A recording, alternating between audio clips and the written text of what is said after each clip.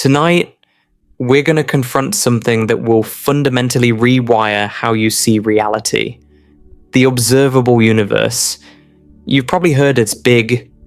Maybe you've even heard it's unimaginably big. But here's the terrifying truth. When you actually understand what the observable universe is, when you truly grasp its scale, something breaks inside your mind.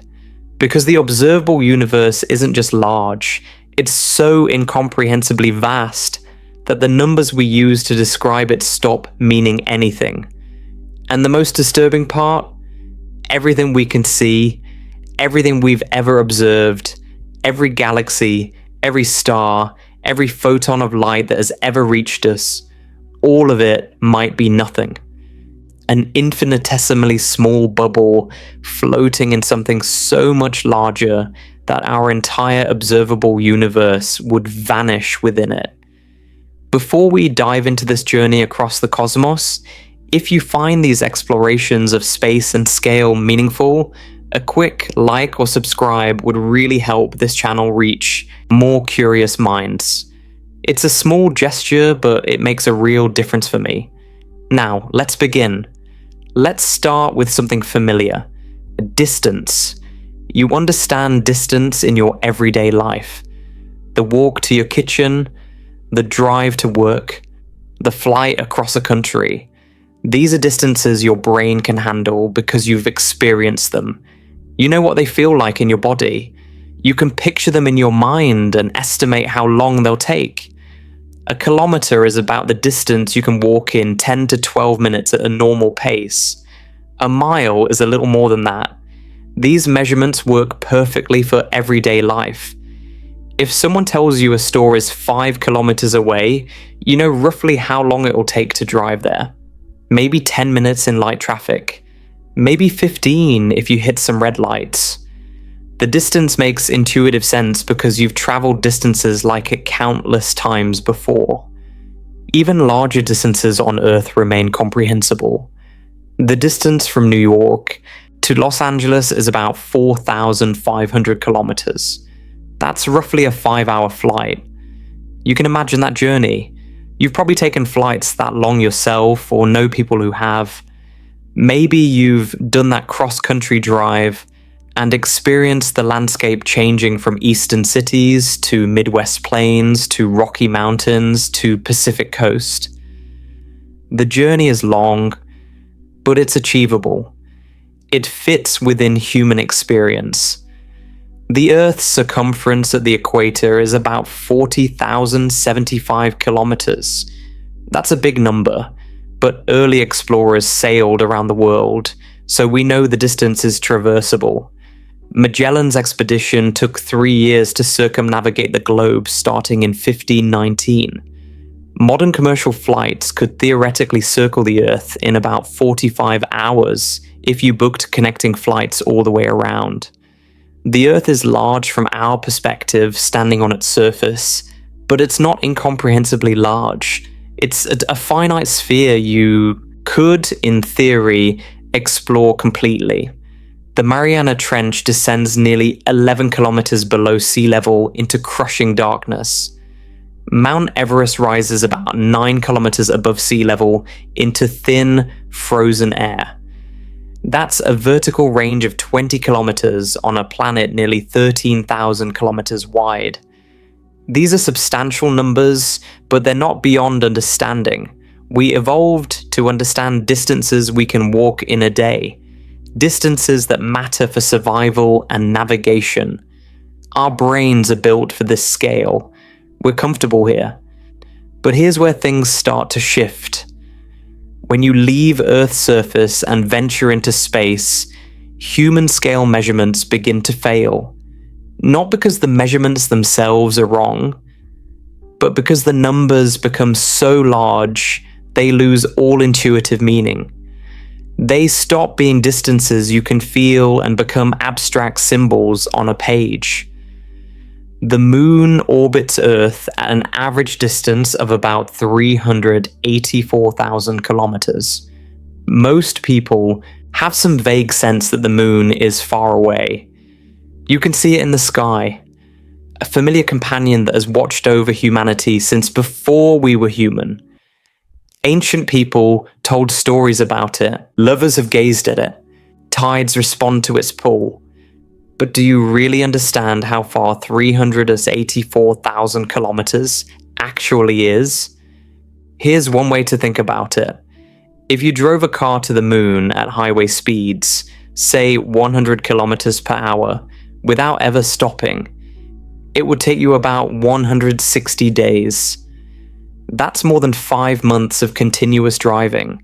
No sleep, no breaks, no pulling over for gas or food, just driving for 5.5 months straight to reach our closest celestial neighbor. The Apollo astronauts crossed this distance in about 3 days, using rockets that accelerated them to roughly 40,000 kilometers per hour. Think about that for a moment. Traveling at speeds that would get you from New York to Los Angeles in about 6 minutes, speeds that no human had ever experienced before, speeds that required some of the most powerful rockets ever built. It still took 3 full days to reach the moon. 3 days of hurtling through the absolute void of space at velocities that strain comprehension. And the moon is close. Cosmically speaking, the moon is right next to us. It is so close you can see it with your naked eye. You can make out craters and Maria on its surface with a decent pair of binoculars. In terms of cosmic distances, the moon is practically touching us. It's our nearest neighbor in space. When astronauts walked on the moon and communicated with mission control on Earth, there was a delay in their conversations. Not a big one. About 1.3 seconds each way. You can hear it in the recordings if you listen carefully. There's always this pause, this lag. Light itself, the fastest thing in the universe, still needed over a second to travel between the moon and Earth. Radio signals carrying their voices traveled at that same cosmic speed limit. This seems trivial, almost negligible, but it hints at something profound that becomes increasingly important as we venture further out. Even at cosmic speed limits, distances in space take time to cross. Now, let's leave the moon behind and consider the sun. The sun sits at the center of our solar system, the star that makes all life on Earth possible. Without its light and heat, our planet would be a frozen rock hurtling through darkness. Every plant that grows, every animal that moves, every thought you think is ultimately powered by energy that began in the sun's core. The sun is about 150 million kilometers from Earth. We call this distance 1 astronomical unit, or AU. It's a convenient measurement astronomers use because the number 150 million becomes unwieldy to repeat. Light from the sun takes about 8 minutes and 20 seconds to reach Earth. This means when you look at the sun, you're not seeing it as it is right now. You're seeing it as it was over 8 minutes ago.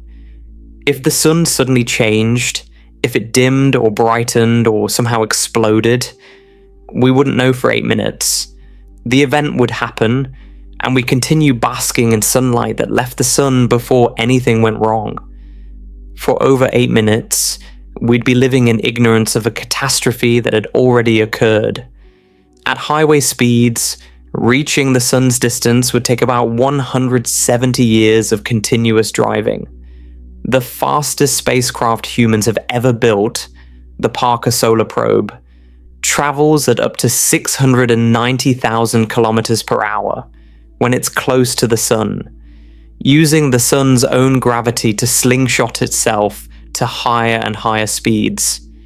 Even at that incredible velocity, which is roughly 192 kilometers per second, traversing our solar system takes months. Consider what this means for space exploration. When NASA operates rovers on Mars, there's always a communication delay.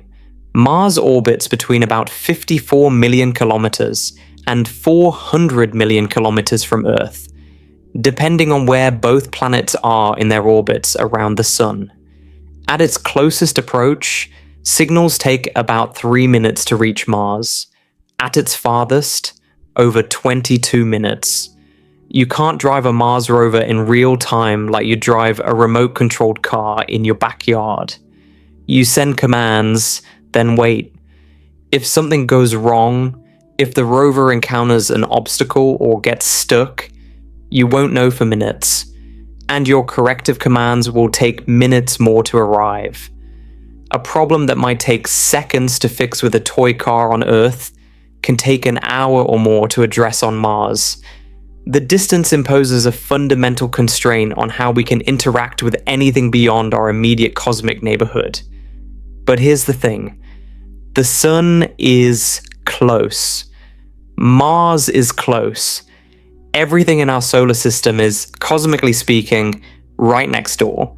We're still in our own backyard.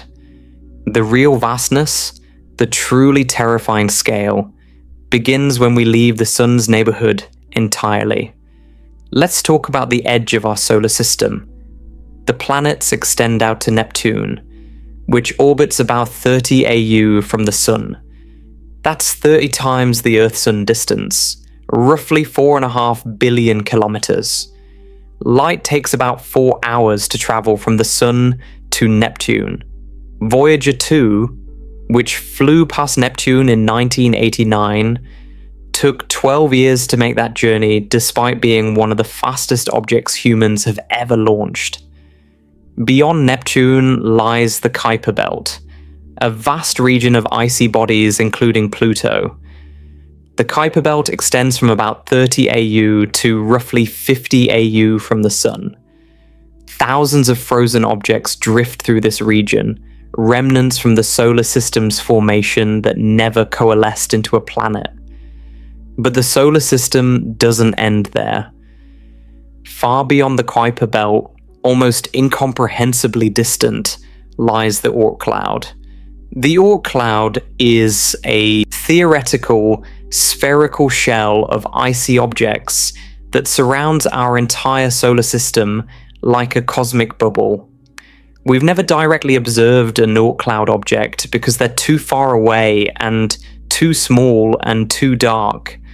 We know it exists because long-period comets occasionally fall inward from this distant region, their icy surfaces vaporizing as they approach the Sun's warmth. The Oort cloud begins at about 2000 AU from the Sun and extends outward to perhaps 100,000 AU. That's 100,000 times the Earth-Sun distance. To put this in perspective, the Oort cloud's outer edge is about 1.6 light-years from the Sun. A light-year. We've reached a distance so vast that we need a new unit entirely. A light-year is not a measure of time despite having the word year in it. This is one of the most common misconceptions about astronomy. A light-year is the distance that light travels in 1 year. Light moves at about 300,000 kilometers per second. That's the fastest speed possible in the universe. Nothing can travel faster. It's not just a speed limit that we haven't broken yet. It's a fundamental law of physics built into the very structure of space-time itself. In 1 year, light covers approximately 9.46 trillion kilometers. Let me write that out more precisely. 9 trillion, 460 billion, 730 million, 472,580 kilometers. Every single one of those is a kilometer, the distance you can walk in about 10 to 12 minutes. And there are 9.46 trillion of them in a single light year. The number is so large it's essentially meaningless to human intuition. We can write it down, we can do calculations with it, but we can't feel it. We can't picture 9.46 trillion of anything. Our brains evolved to handle numbers in the hundreds, maybe thousands, not trillions. Trillions are beyond our cognitive capacity to truly grasp. The Voyager 1 spacecraft, launched in 1977, is currently the most distant human-made object from Earth.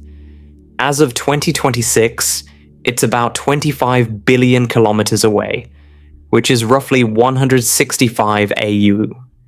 It's been traveling for nearly 50 years at about 17 kilometers per second, one of the fastest spacecraft we've ever launched. There's nothing out there to slow it down. It just keeps going, drifting through the void. And after half a century of continuous flight through empty space, Voyager 1 has traveled less than 1 light day from Earth. 1 light day, the distance light travels in 24 hours. Voyager has been traveling for 50 years and hasn't even covered the distance light travels in a single day. Let that sink in. Our most distant spacecraft, traveling for nearly half a century at speeds that would cross the United States in about 4 minutes, has covered less distance than light travels between breakfast and dinner. At Voyager's current speed, it would take about 17,000 years to travel 1 light year. And the nearest star beyond our Sun, Proxima Centauri, is 4.24 light years away. At Voyager's speed, reaching Proxima Centauri would take approximately 70,000 years. 70,000 years. That's longer than modern humans have existed as a distinct species. Homo sapiens appeared roughly 300,000 years ago, but behaviorally modern humans with art and complex tools emerged only about 70,000 years ago. All of recorded human history, writing, agriculture, civilization, cities, empires, that's only about 5,000 years. At our best current spacecraft speeds, reaching the nearest star would take 14 times longer than all of recorded human civilization has existed. And Proxima Centauri is close. It's practically touching us in stellar terms. It's the nearest star to our Sun, our closest neighbor in a galaxy containing between 100 billion and 400 billion stars. If stars were people, Proxima Centauri would be our next door neighbor, and we'd still need 70,000 years to walk over and say hello. Let me try to make this more visceral with a scale model. Imagine you're standing in a large city, say London. If the Sun were a basketball sitting in the center of London, Earth would be a small pea about 26 meters away. The Moon would be a pinhead about 6.5 centimeters from that pea. Mars, at its closest approach, would be another pea roughly 56 meters from the basketball Sun. Jupiter would be a golf ball about 135 meters away. Neptune would be a large marble about 780 meters from the center. Now, where would Proxima Centauri be in this model? It would be another basketball, sitting about 6,400 kilometers away. That's roughly the distance from London to New Delhi. In a model where the Sun is a basketball in central London, the nearest star is another basketball in India. And there's nothing in between. Just 6,400 kilometers of empty space, with maybe some scattered dust representing the occasional asteroid or comet. This is perhaps the most important thing to understand about space. It's mostly empty. Incomprehensibly, overwhelmingly empty. The distances between objects are so vast compared to the objects themselves that matter is essentially a rounding error in the universe. Space isn't full of stuff with gaps between things. Space is empty with occasional specks of matter scattered impossibly far apart. Think about what this means for anyone traveling between stars. Even if we somehow built spacecraft that traveled at 10% of the speed of light, which is far beyond anything we can currently engineer or even seriously envision, crossing the 4.24 light years to Proxima Centauri would take 42 years. A journey that begins when you're young, would end when you're old. Your children would grow up, have children of their own, and those grandchildren would be learning to walk before you arrived at the nearest star. And that's just to the nearest star. Most stars are much, much farther away. Sirius, the brightest star in our night sky, a brilliant beacon that ancient Egyptians tracked to predict the flooding of the Nile, is 8.6 light years distant. At 10% of light speed, that's an 86-year journey. A person born at the start of that voyage would die of old age before reaching the destination. Betelgeuse, the red supergiant that marks Orion's shoulder, is somewhere between 500 and 700 light years away. The light you see when you look at Betelgeuse left that star centuries ago, perhaps around the time of the Renaissance or the fall of Constantinople. At 10% of light speed, reaching Betelgeuse would take thousands of years. That's longer than any civilization has ever lasted, and we haven't even left our cosmic neighborhood yet. We're still talking about stars that are essentially next door in galactic terms. The Milky Way galaxy, our home, is about 100,000 light years across. We've been discussing distances of single-digit or double-digit light years, tens of light years. The galaxy is 100,000 light years wide. To cross the entire Milky Way at 10% of light speed would take 1 million years. Human civilization is 5,000 years old. Our species is 300,000 years old. The genus Homo is about 2 million years old. Crossing our galaxy would take half the time our entire evolutionary lineage has existed. This is why astronomers needed light years as a unit of measurement. Kilometers simply don't work when you're measuring cosmic distances. Using kilometers to measure the distance between stars would be like using millimeters to measure the distance between continents. Technically possible, but completely impractical. The numbers become so large they stop conveying any real information. They become strings of digits that the human mind can't process into meaning. Proxima Centauri is 4.24 light years away. That's clean. That's manageable. That's a number you can work with. Proxima Centauri is 40 trillion 140 billion kilometers away. That's essentially meaningless. It's just a big number. You can't feel the difference between 40 trillion and 400 trillion. They're both just incomprehensibly large. But here's what's fascinating, and what leads us toward the truly terrifying scale we're exploring tonight.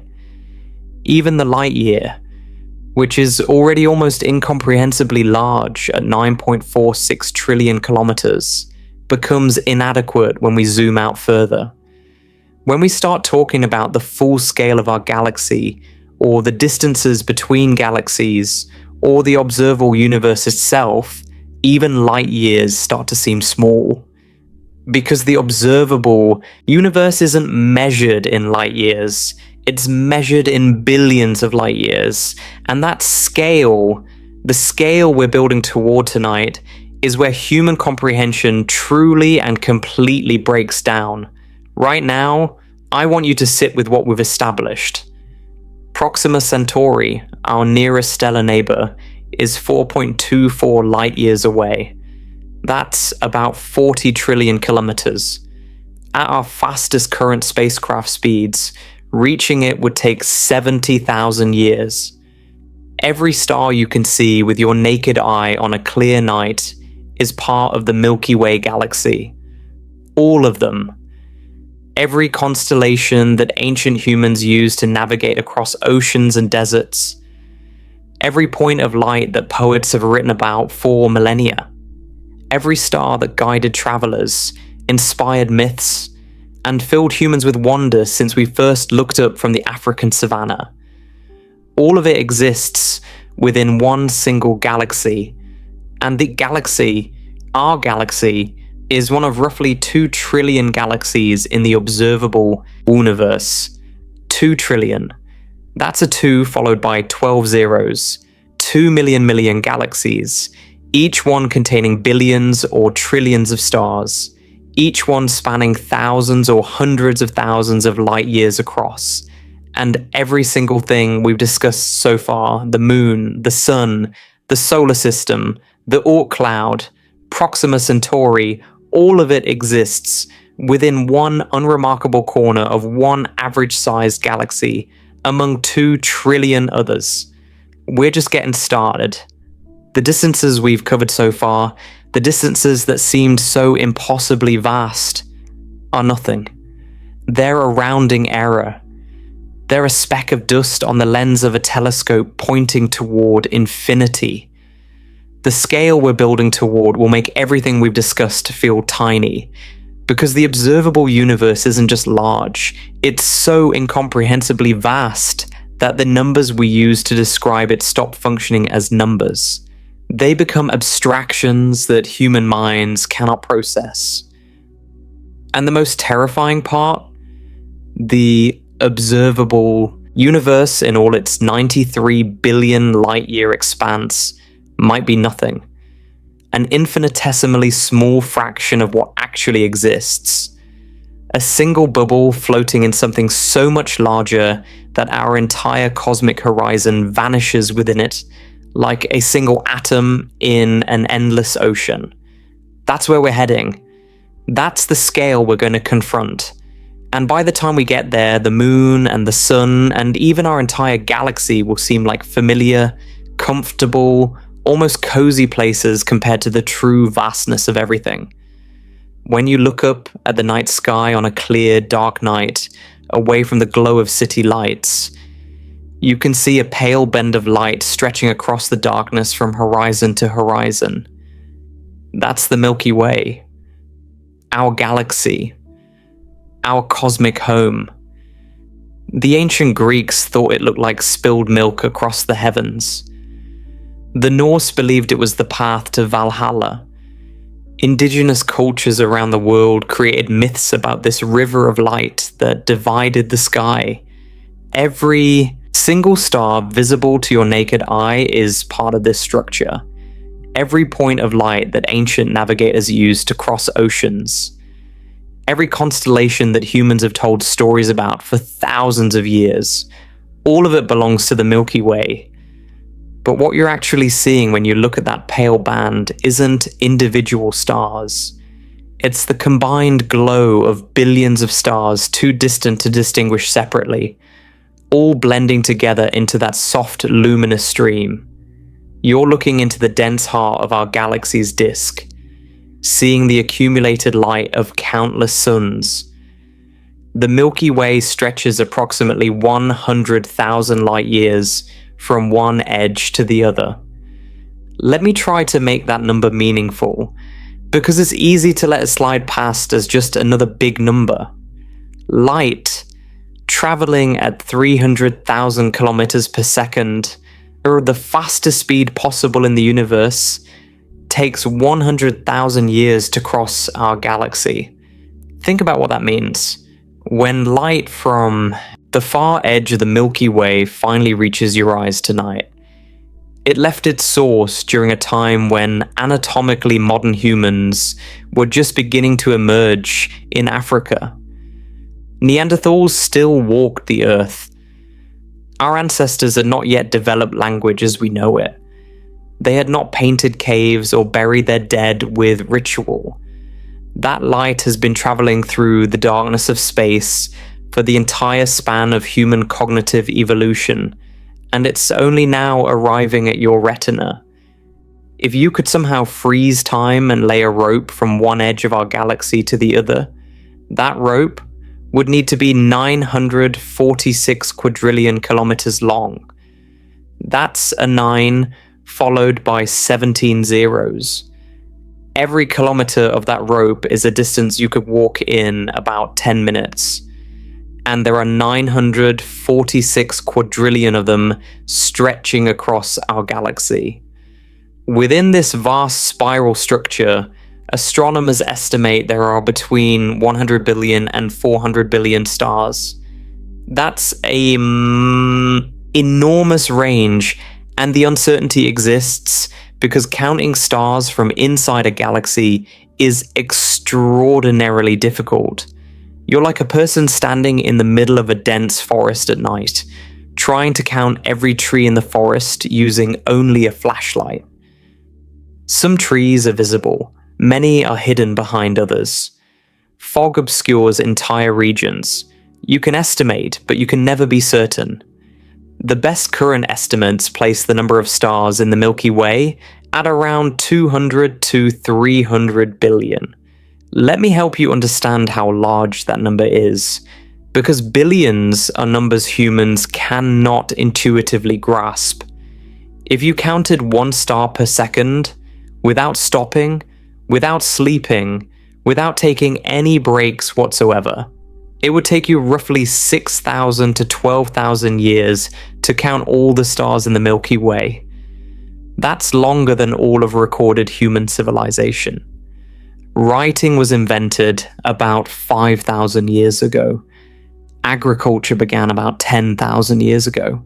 You could have started counting stars when humans first planted seeds, and domesticated animals counted continuously through the rise and fall of every empire, through every war and peace, through every discovery and disaster in human history, and you still wouldn't be done counting. You'd have thousands of years left to go. Each of those stars is a sun. Many are larger than our sun. Some are smaller. Many have planets orbiting them. The Kepler Space Telescope and other instruments have shown us that planets are common, not rare. Most stars have at least one planet. Many have several. If even a small fraction of those planets are rocky worlds in habitable zones where liquid water could exist, the Milky Way could contain billions of potentially habitable worlds. Billions of places where life might have arisen. Billions of worlds we will likely never visit. Our sun is just one of these hundreds of billions of stars. There's nothing special about it from a galactic perspective. It's a medium-sized yellow dwarf star of average brightness and average temperature. It sits about 26,000 light years from the galactic center, tucked into a minor spiral arm called the Orion Spur. We're not at the center of anything important. We're not in a particularly dense or active region. We're in the suburbs of the galaxy, in a relatively quiet neighborhood where stars aren't packed too closely together, and violent events like supernovae are rare enough that life had billions of years to evolve. This position might not be coincidence. Some scientists have proposed that the conditions for complex life require exactly this kind of galactic environment. Too close to the galactic center and you'd experience too much radiation, too many gravitational disruptions, too many nearby supernovae, too far out toward the edge, and there might not be enough heavy elements, not enough metals forged in stellar furnaces to build rocky planets and complex chemistry. We sit in what some call the galactic habitable zone. Not too hot, not too cold, not too chaotic, not too barren, just right for life to emerge and persist. The Milky Way isn't uniform throughout its structure. Different regions of the galaxy are radically different places to exist. Near the galactic center, within a few thousand light years of Sagittarius A star, conditions are chaotic and violent.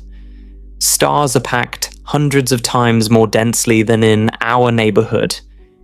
If Earth orbited a star near the galactic core, our night sky would be ablaze with thousands of stars, as bright as Venus.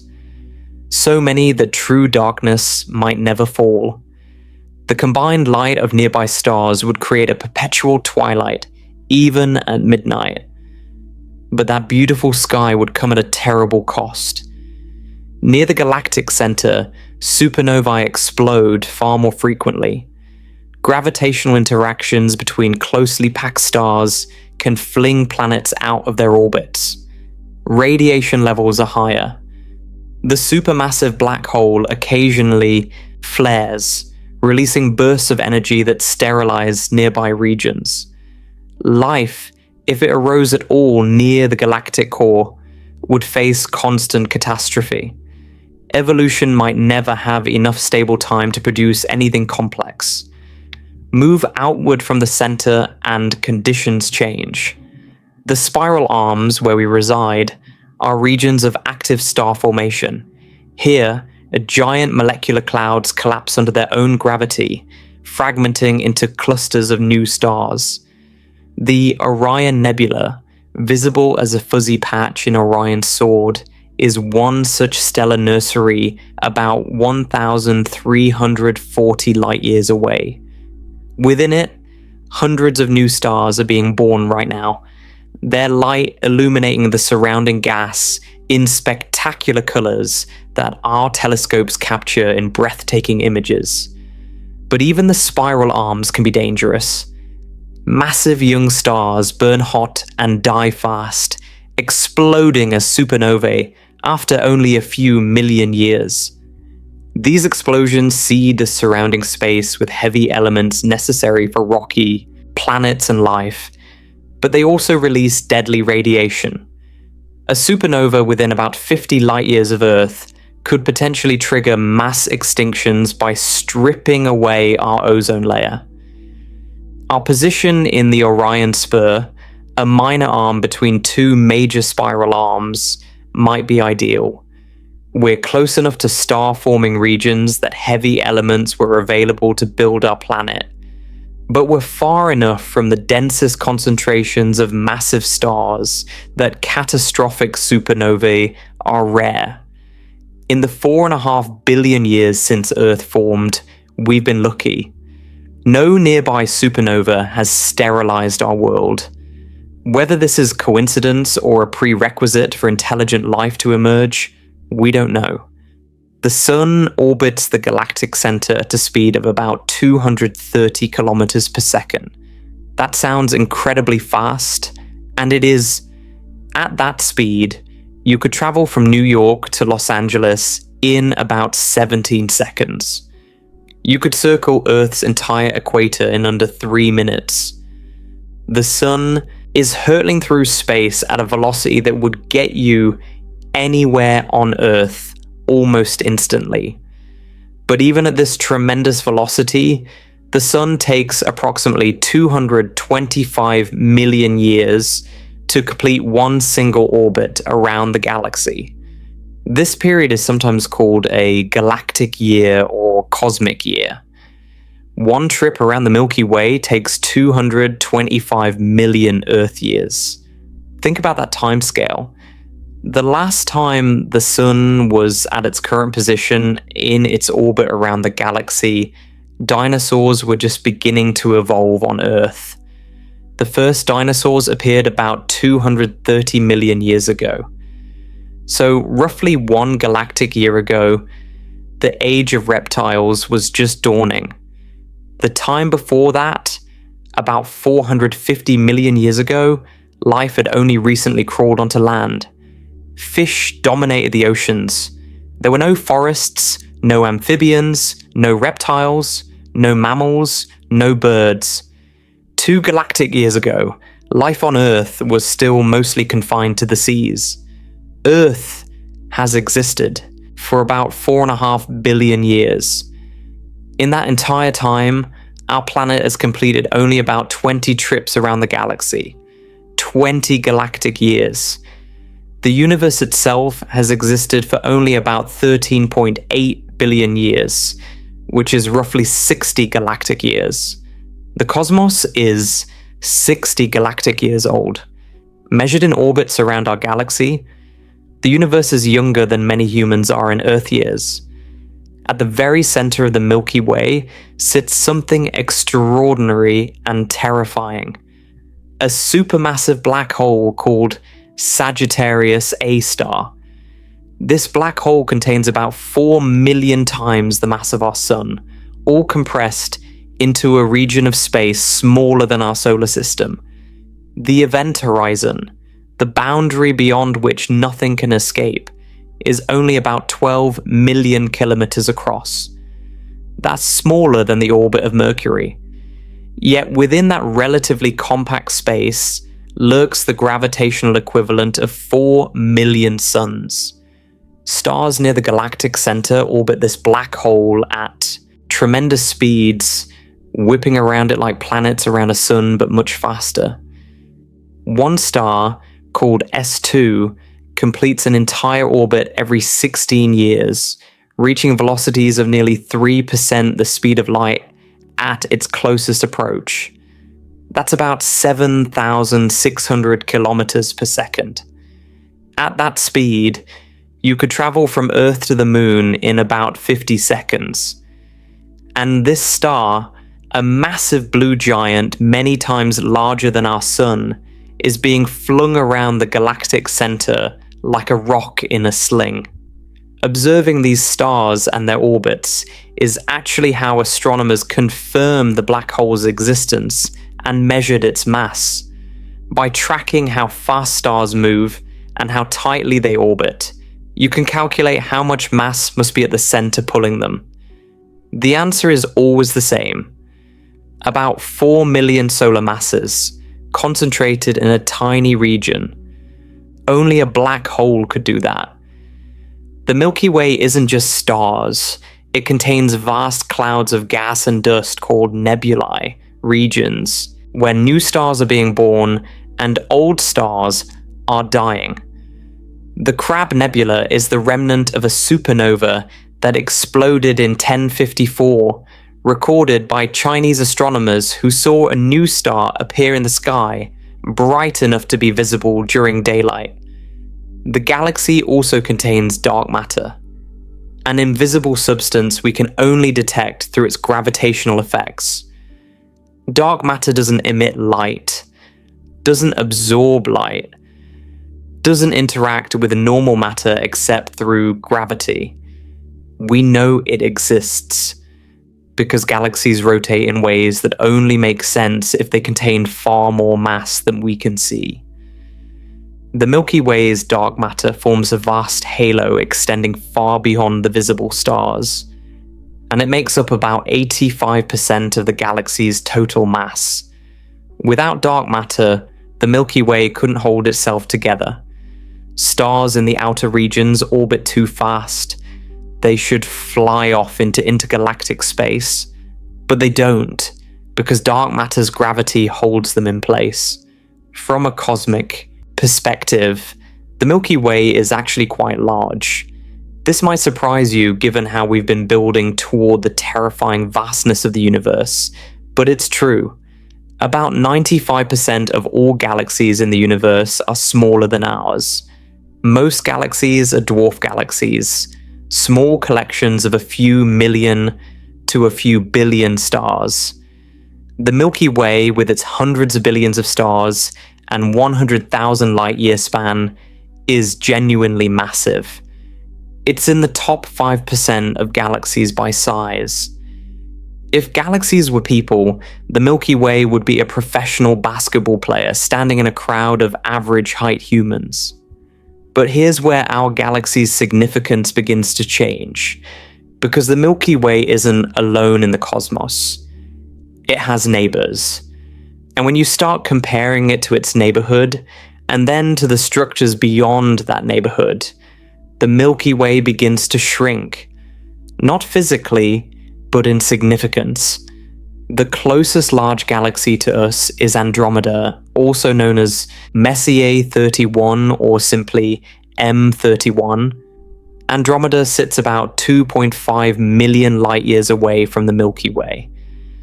That's close enough that you can actually see it with your naked eye on a very dark, clear night. It appears as a faint, fuzzy smudge in the constellation Andromeda.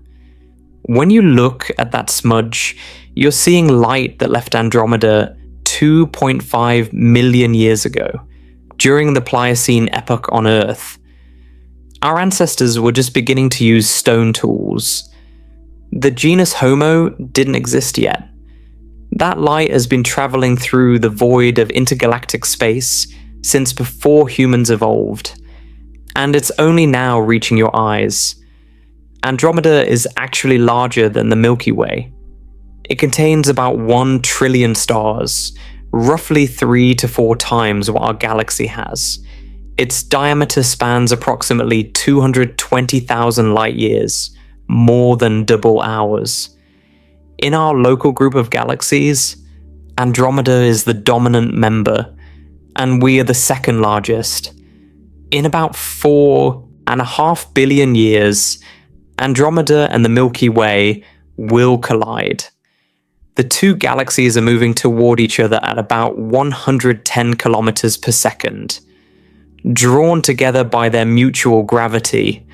But don't panic. Even when galaxies collide, the distances between stars are so incomprehensibly vast that actual stellar collisions are extremely rare. The galaxies will pass through each other like two swarms of bees, their gravity warping and stretching both structures, triggering bursts of star formation where gas clouds compress and collapse.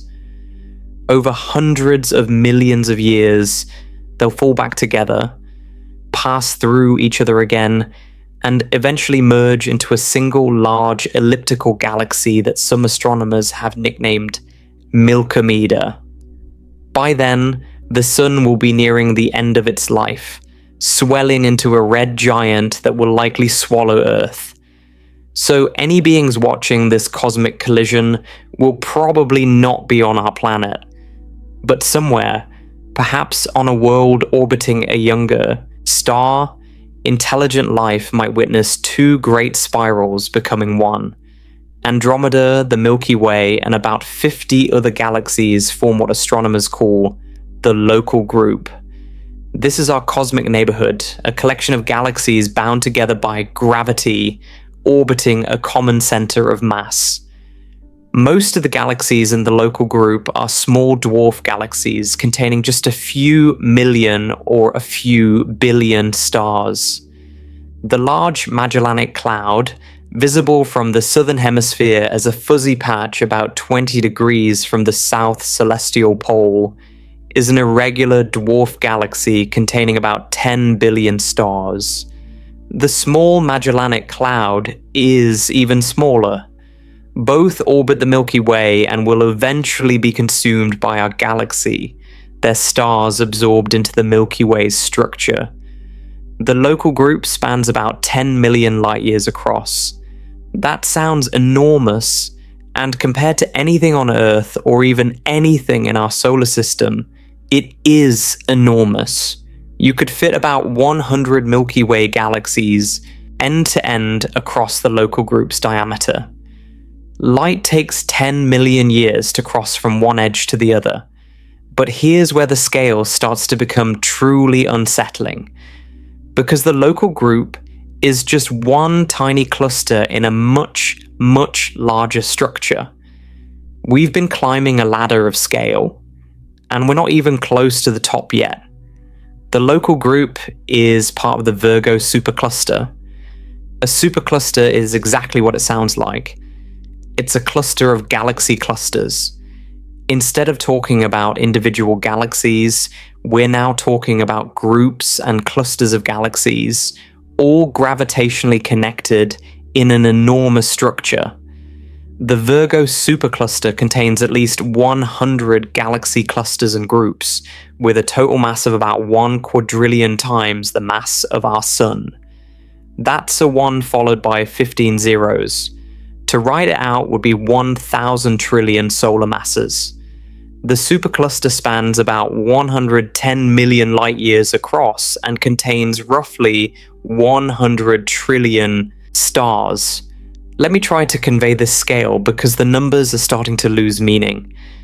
The Milky Way seemed incomprehensibly large at 100,000 light years across. We struggled to grasp that distance. The Virgo supercluster is over 1,000 times wider. If the Milky Way were a small coin, the Virgo supercluster would be a large building.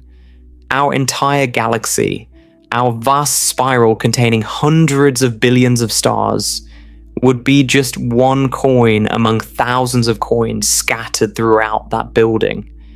The dominant structure in the Virgo supercluster is the Virgo cluster itself, located about 54 million light years from us. This cluster contains between 1,200 and 2,000 galaxies gravitationally bound together. Many of these galaxies are enormous, far larger than the Milky Way. M87 is a giant elliptical galaxy at the heart of the Virgo cluster. It contains about 1 trillion stars packed into a roughly spherical shape. At its center sits a supermassive black hole with a mass of about 6.5 billion solar masses. Let me repeat that. 6.5 billion times the mass of our Sun. That's over 1,600 times more massive than the black hole at the center of our own galaxy.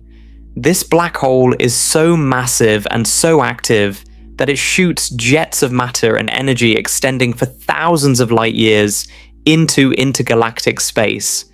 In 2019, M87's black hole became the first black hole ever directly imaged.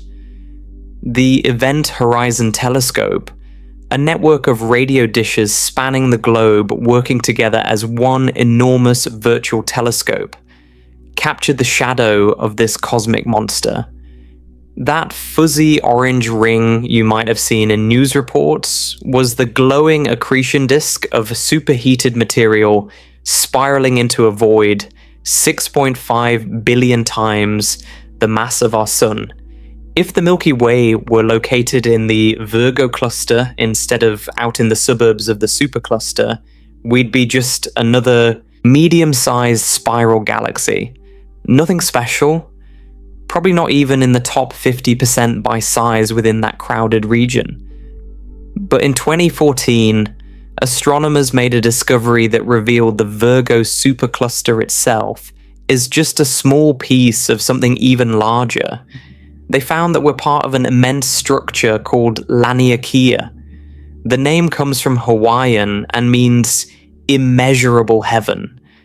It's an appropriate name because Laniakea is almost incomprehensibly large. Laniakea is essentially a supercluster of superclusters. It contains about 100,000 galaxies spread across 520 million light years. Think about that distance.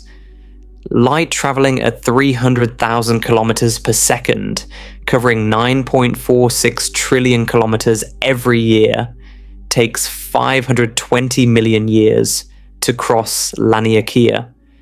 When light from the far edge of Laniakea finally reaches us, it left during the Cambrian period on Earth, when complex animal life was just beginning to diversify in the ancient oceans.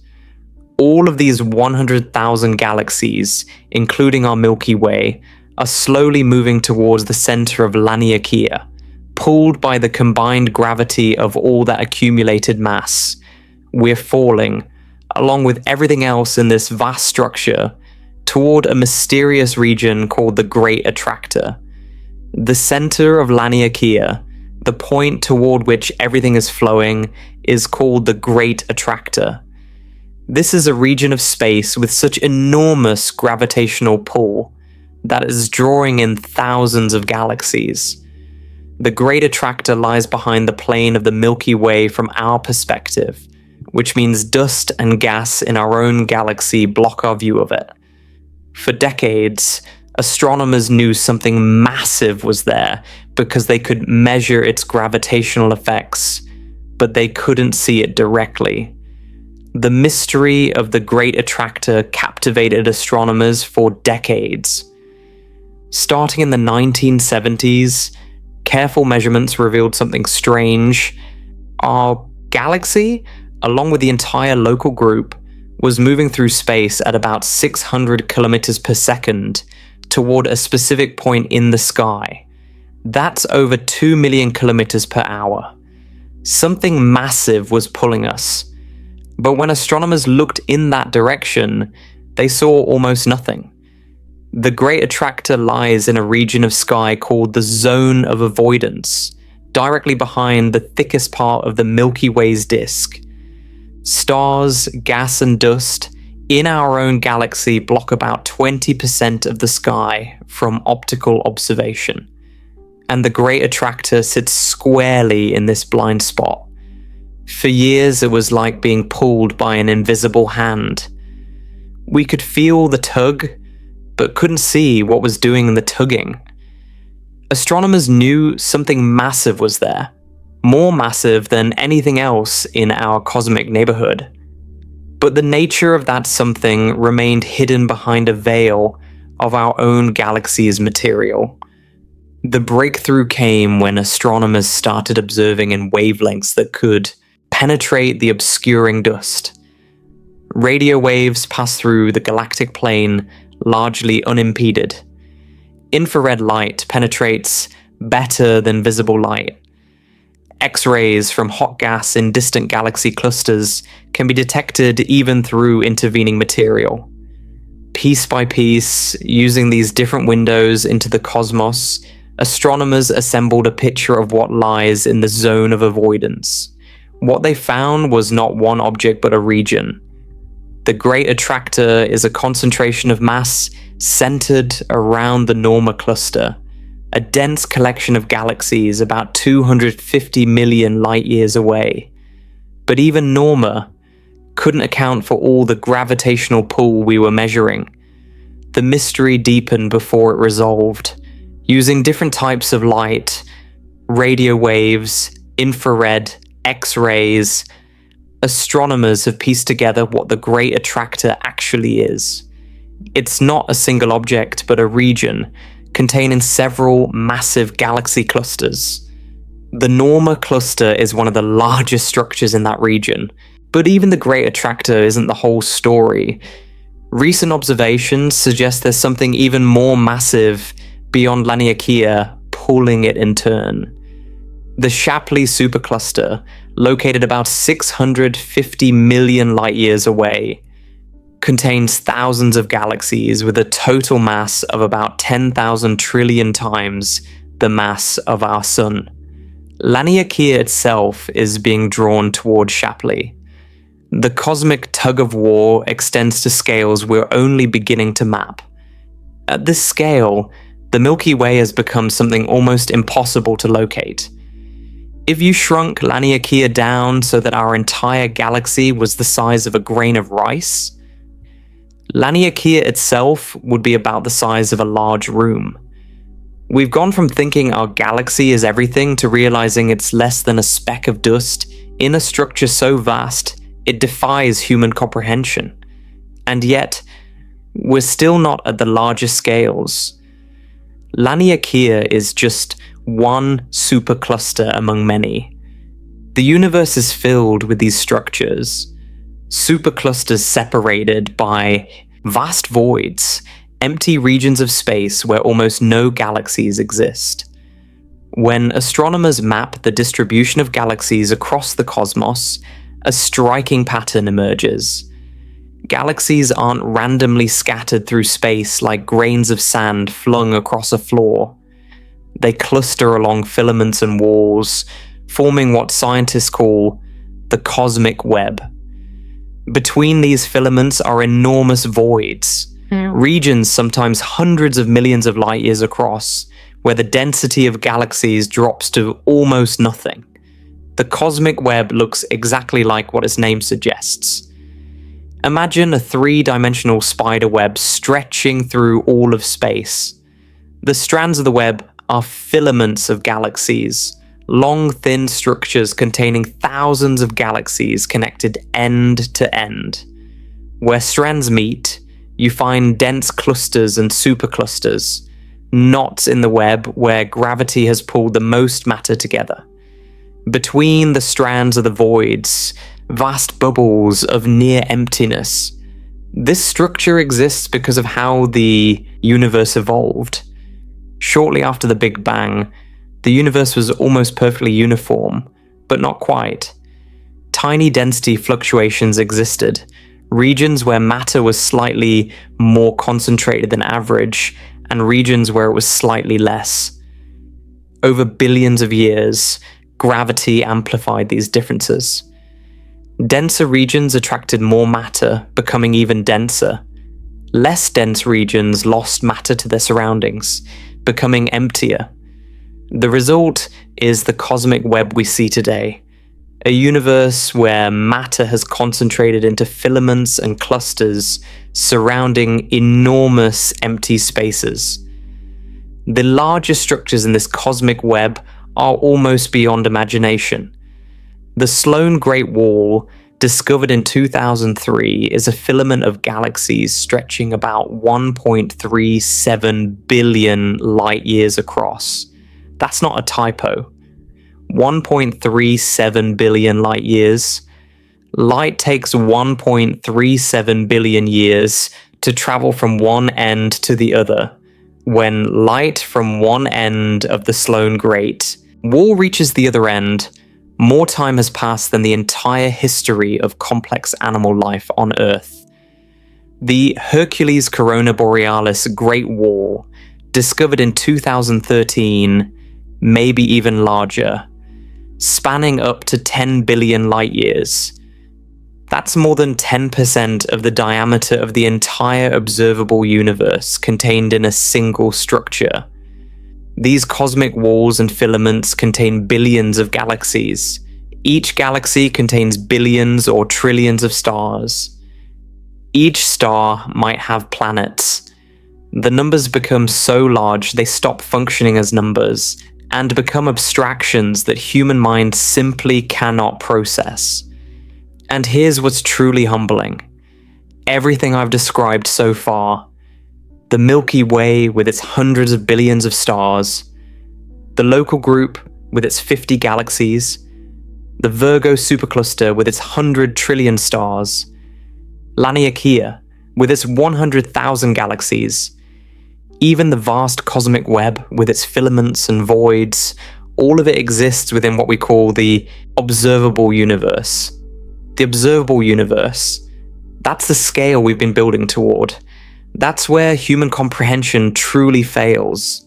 Because when we finally zoom out to see the observable universe in its entirety, everything I've described, every galaxy, every supercluster, every cosmic filament stretching for billions of light years, all of it shrinks to something almost too small to perceive. Our galaxy spans 100,000 light years across, hundreds of billions of stars, a structure so large that light itself needs 100,000 years to traverse it. And yet, within the observable universe, it is nothing. A single grain of sand on an infinite beach, less than a speck of dust floating in a sunbeam. The observable universe contains roughly 2 trillion galaxies. That's a 2 followed by 12 zeros. 2,000 billion galaxies, 2 million galaxies, and the Milky Way is just one of them. We're approaching the terrifying truth now. The scale that makes everything else, everything we've discussed, every vast structure we've tried to comprehend, seem insignificant. We're approaching the scale of the observable universe itself. And what lies beyond that, the true extent of everything that exists, might make even the observable universe seem like nothing at all. The observable universe is defined by something beautifully simple, yet profoundly limiting. It's the region of space from which light has had time to reach us since the Big Bang. That's it. That's the entire definition. But within that simple definition lies one of the most mind-bending concepts in all of science. Light has a finite speed. The universe has a finite age. Combine these two facts and you get a cosmic horizon. A boundary beyond which we cannot see. Not because our telescopes aren't powerful enough. Not because we haven't built the right instruments. But because the light from objects beyond that horizon hasn't reached us yet. It's still traveling through the void. It might be traveling toward us right now, photons that left their sources billions of years ago, still crossing the immense distances of intergalactic space. But those photons haven't arrived yet, and some of them never will. The universe is approximately 13.8 billion years old. The Big Bang occurred 13.8 billion years ago, and everything we see, every galaxy, every star, every atom emerged from that primordial event. You might think this means we can see 13.8 billion light years in every direction. After all, light has had 13.8 billion years to travel, so the farthest light should have covered 13.8 billion light years. That would make the observable universe roughly 27.6 billion light years across. But you'd be wrong. Dramatically wrong. The universe has been expanding the entire time. Not just galaxies moving apart through space, but space itself stretching. The fabric of reality has been growing, carrying galaxies with it like raisins in rising bread dough. A galaxy that emitted light toward us 13 billion years ago was much closer to us back then. But during the 13 billion years that light was traveling, the space between us and that galaxy was continuously expanding. The galaxy was being carried away, even as its light was trying to reach us. Think of it like trying to walk towards someone on a moving walkway that's going in the opposite direction. You're making progress, but the walkway keeps carrying you backward. The light was making progress toward us, traveling at 300,000 kilometers per second. But space kept stretching, carrying the source farther away. By the time that ancient light finally arrives at Earth, the galaxy that emitted it is far more distant than it was when the light left.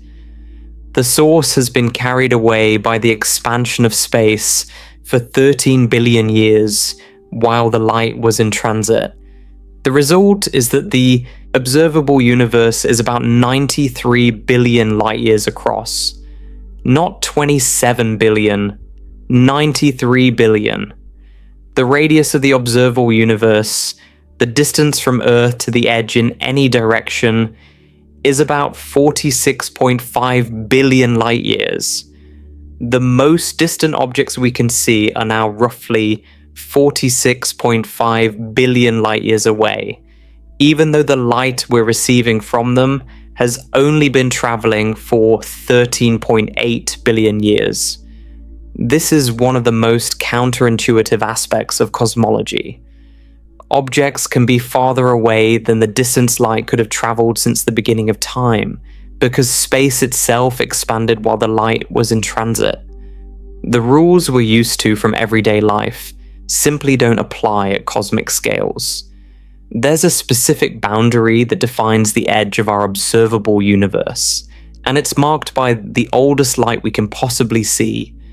This light is called the cosmic microwave background radiation, and it's the afterglow of the Big Bang itself. In the early universe, everything was so hot and dense that atoms couldn't form. Electrons flew freely, constantly scattering photons of light. The universe was opaque, like a dense fog. Light couldn't travel in a straight line for any significant distance before hitting an electron and bouncing off in a random direction. About 380,000 years after the Big Bang, the universe had expanded and cooled enough for electrons to combine with protons and form neutral hydrogen atoms.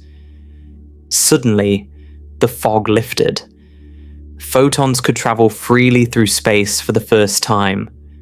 The universe became transparent. Those first freed photons have been traveling through space ever since. For 13.8 billion years, they've been crossing the cosmos, stretched by the expansion of space from visible light into microwaves. Today, they fill all of space, coming at us from every direction, carrying information about the universe as it was just 380,000 years after the Big Bang.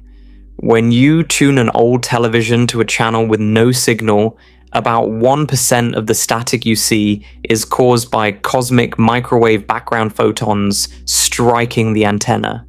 You're literally seeing the afterglow of creation, the oldest light in the universe, translated into snow on a screen. The cosmic microwave background represents a wall in time. We cannot see beyond it because there's nothing to see. Before the universe became transparent, no light could travel freely.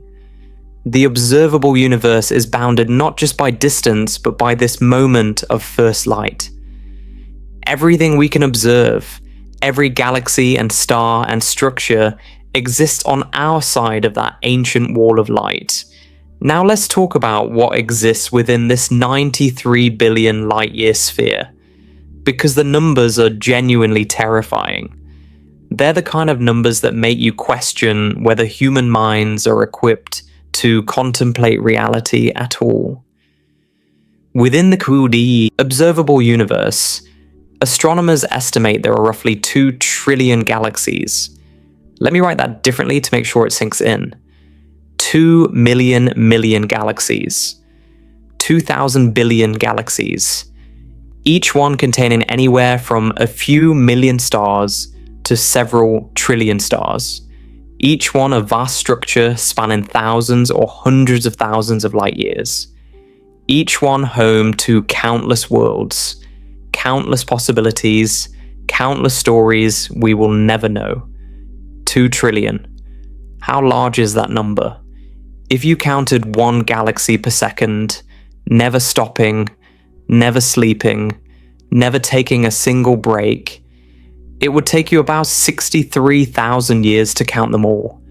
63,000 years. That's longer than anatomically modern humans have displayed behavioral modernity. That's longer than we've had art, language, and complex tools. You could have started counting galaxies when the first humans painted on cave walls, counted continuously through the entire span of human cognitive evolution, through the ice ages, through the emergence of civilization, through every empire and every age, and you still wouldn't be done. You'd have roughly 50,000 years left to go.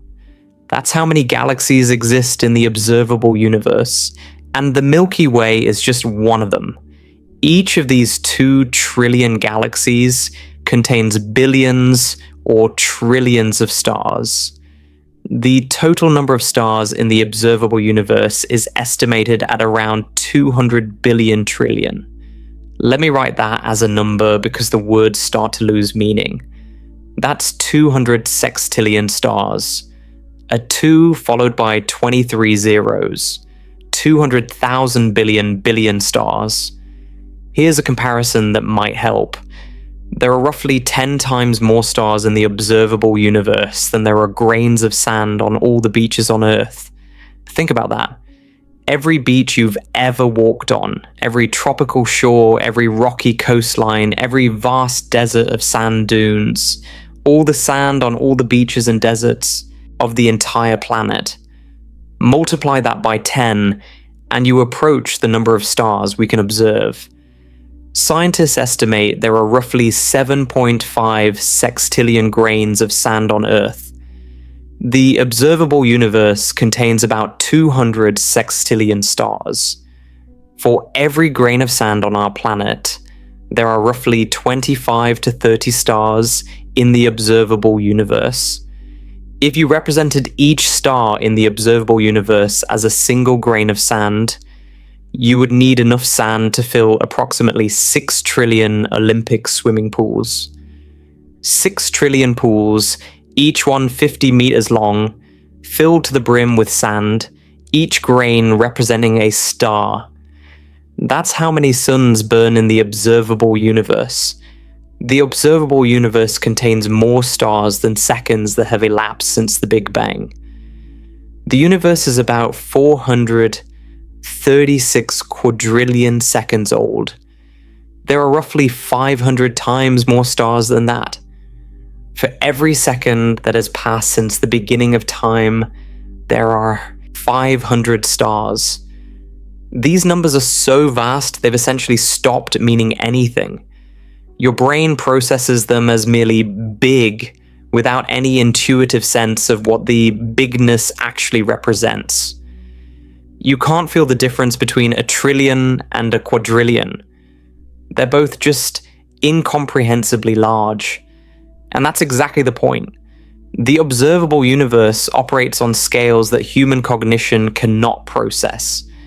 We evolved to understand quantities relevant to survival, counting members of our tribe, tracking animals in a herd, estimating days until the seasons change. We can handle numbers in the dozens, maybe hundreds. We can stretch to thousands with effort, but trillions, sextillions, these numbers are beyond our cognitive architecture. We simply weren't built to comprehend them. But we can try to create analogies. We can try to build bridges between these cosmic scales and things we can relate to, even if those bridges ultimately fail to carry the full weight of meaning. If the observable universe were shrunk down to the size of Earth, our Milky Way galaxy would be smaller than a single atom. Not smaller than a marble. Not smaller than a grain of sand. Not smaller than a speck of dust visible only under a microscope. Smaller than an atom. Every star you can see with your naked eye. Every constellation that ancient humans used to navigate and tell stories about. Every point of light in the night sky. All of it would exist within a structure far too small to see with any optical instrument ever built. You'd need an electron microscope to even begin to approach the scale, and even then, the Milky Way would be smaller than what you could resolve. If the observable universe were an ocean and galaxies were drops of water, there would be enough galaxies to fill an ocean roughly the size of the Pacific. 2 trillion drops. Our galaxy would be one single drop in that vast cosmic Pacific. One drop that took 100,000 years for light to cross. One dropper containing hundreds of billions of stars. One drop that seems impossibly vast to human perception. And it would be one among 2 trillion others. But the observable universe isn't uniform. Galaxies aren't scattered randomly throughout space like salt thrown across a table. They cluster into structures, and those structures organize into even larger patterns. The universe has architecture. It has a shape. And that shape is almost as terrifying as the raw numbers. We've talked about superclusters and the cosmic web. But let me tell you about some specific structures that exist within the observable universe, because their individual scales are genuinely disturbing. These are the largest things that exist. The most massive coherent structures in reality. The Sloan Great Wall was discovered in 2003 by astronomers analyzing data from the Sloan Digital Sky Survey. This is a wall of galaxies. A coherent structure stretching approximately 1.37 billion light-years across. It's located about 1 billion light-years from Earth, and contains tens of thousands of galaxies arranged in a relatively thin sheet, like a cosmic membrane stretching through space. 1.37 billion light-years. Light takes 1.37 billion years to cross this single structure. When light from one end of the Sloan Great Wall reaches the other end, more time has passed than the entire history of complex animal life on Earth. The Cambrian explosion, when animals first diversified into recognizable forms, occurred only about 540 million years ago. The Sloan Great Wall is more than twice that span in light years. If the Milky Way were the size of a grain of rice, the Sloan Great Wall would stretch for more than 10 football fields. That single grain of rice which itself represents a structure 100,000 light years across, containing hundreds of billions of stars, would be lost entirely within the vastness of one cosmic wall. And the Sloan Great Wall is just one structure among many, one wall in the cosmic web.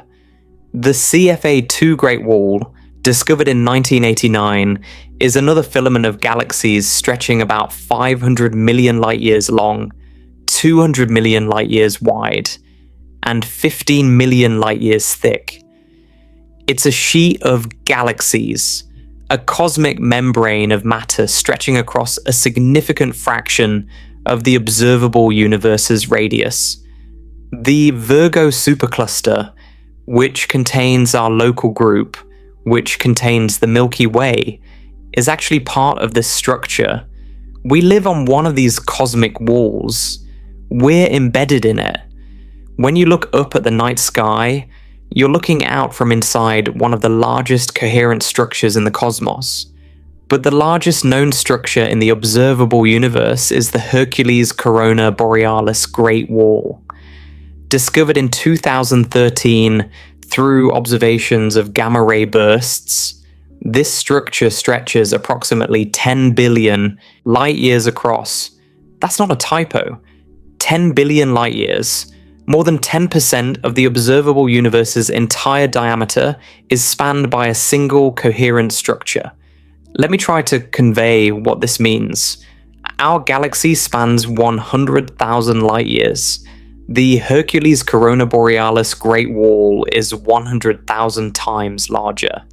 If you traveled at the speed of light, moving at 300,000 kilometers every single second, it would take you 100,000 years to cross our galaxy. It would take you 10 billion years to cross the Hercules Corona Borealis Great Wall. 10 billion years. That's more than 70% of the age of the universe itself. You could have started crossing this structure when the universe was only a few billion years old, traveled at the maximum possible speed allowed by physics, and you'd still be traveling today. Still billions of light years from the other side. The existence of structures this large actually created serious problems for cosmologists. According to our models of how the universe evolved, there shouldn't have been enough time for structures this large to form. Here's why. Structure in the universe forms through gravity. After the Big Bang, matter was spread almost uniformly throughout space, but not quite uniformly. Tiny density fluctuations existed, regions where matter was slightly more concentrated than average. Gravity pulled more matter toward these denser regions. Over billions of years, the dense regions became denser, eventually collapsing into galaxies, then clusters, then superclusters. But gravity takes time. Matter can only fall together so fast. Light can only travel so far in the age of the universe. Based on these constraints, cosmological models predicted that the largest structures should be no more than about 1.2 billion light years across. That's big, certainly, but it's a limit imposed by physics. The Hercules Corona Borealis Great Wall is roughly 10 times larger than the theoretical maximum. Its existence suggests either our models are incomplete, missing some process that allows faster structure formation, or the universe is stranger than we thought. This isn't just an interesting anomaly. It's a potential crack in our understanding of cosmic evolution. Something is happening at the larger scales that we don't fully understand. The James Webb Space Telescope, launched in late 2021, has deepened these mysteries rather than resolving them. By observing in infrared wavelengths that can detect extremely distant and ancient light, Webb has revealed galaxies that shouldn't exist. In its first years of operation, Webb discovered massive, mature galaxies existing just a few 100 million years after the Big Bang. These galaxies contain billions of stars, organized into recognizable structures. Some appear to have already stopped forming new stars, settling into quiet retirement. But our models said this was impossible. There shouldn't have been enough time for galaxies this large and this mature to form. One galaxy, designated JD's GSZ130, appears to have existed just 325 million years after the Big Bang. That's barely 2% of the universe's current age. Seeing a fully formed galaxy at this epoch is like finding a middle-aged adult at a party that started only 5 minutes ago. Where did they come from? How did they mature so fast? Astronomers are still grappling with these findings. Either our models of galaxy formation are wrong, missing some process that allowed rapid assembly in the early universe, or dark matter behaves differently than we thought, or something else entirely is happening that we haven't imagined yet. What we're learning is that the early universe was more complex, more active, and more structured than we expected. The cosmos was building galaxies faster than our theories allowed. This doesn't invalidate our understanding, but it shows us that the universe still holds surprises. Even as we map its largest structures and peer back toward its earliest moments, we're finding that reality is stranger and more dynamic than we predicted. Every deep observation reveals more questions. Every answer leads to new mysteries. The observable universe, vast as it is, remains partially unexplained even within the regions we can see clearly. Between these vast structures lie the voids, empty regions of space where very few galaxies exist. The voids are the negative space in the cosmic web, the bubbles of near emptiness surrounded by filaments and walls of matter. The largest known void is the KBC void, a region stretching roughly 2 billion light-years across. 2 billion light-years of almost nothing. Inside the KBC void, the density of galaxies drops to roughly 20% below the cosmic average. It's not completely empty. There are galaxies within it, scattered throughout like isolated islands in a vast dark ocean. But the density is far lower than in the surrounding cosmic web. Remarkably, the Milky Way itself sits within this vast underdense region, relatively close to its center. If you were transported to a truly empty region of this void and looked out in any direction, the nearest significant galaxy clusters would be about 1 billion light-years away. 1 billion light-years to the nearest significant concentration of matter.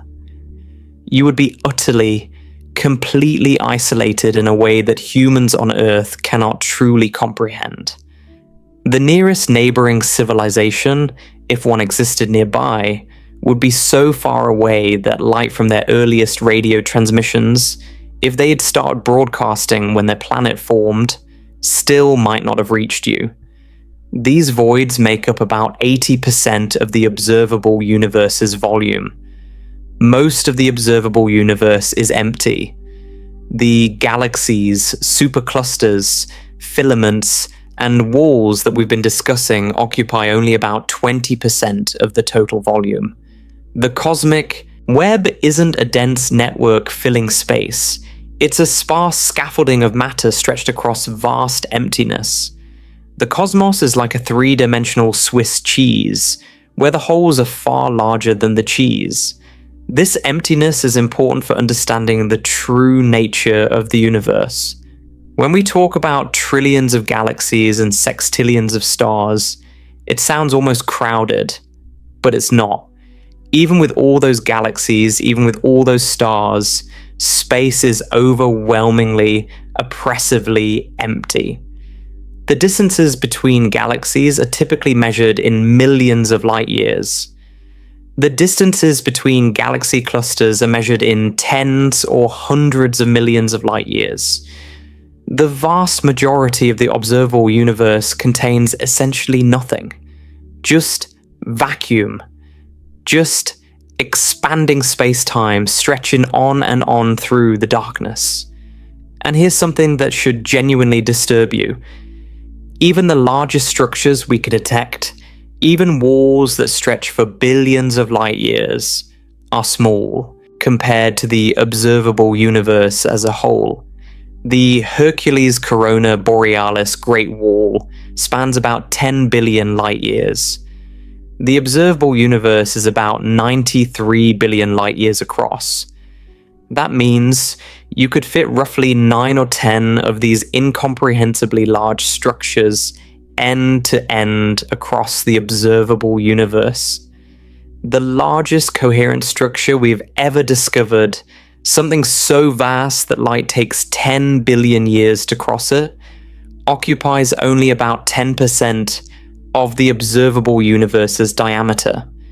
At every scale we examine, we find the same humbling pattern. Structures that seemed impossibly vast become small pieces in something larger. Earth seemed enormous until we understood the solar system. The solar system seemed vast until we grasped the distances to nearby stars. Nearby stars seemed far until we comprehended the Milky Way.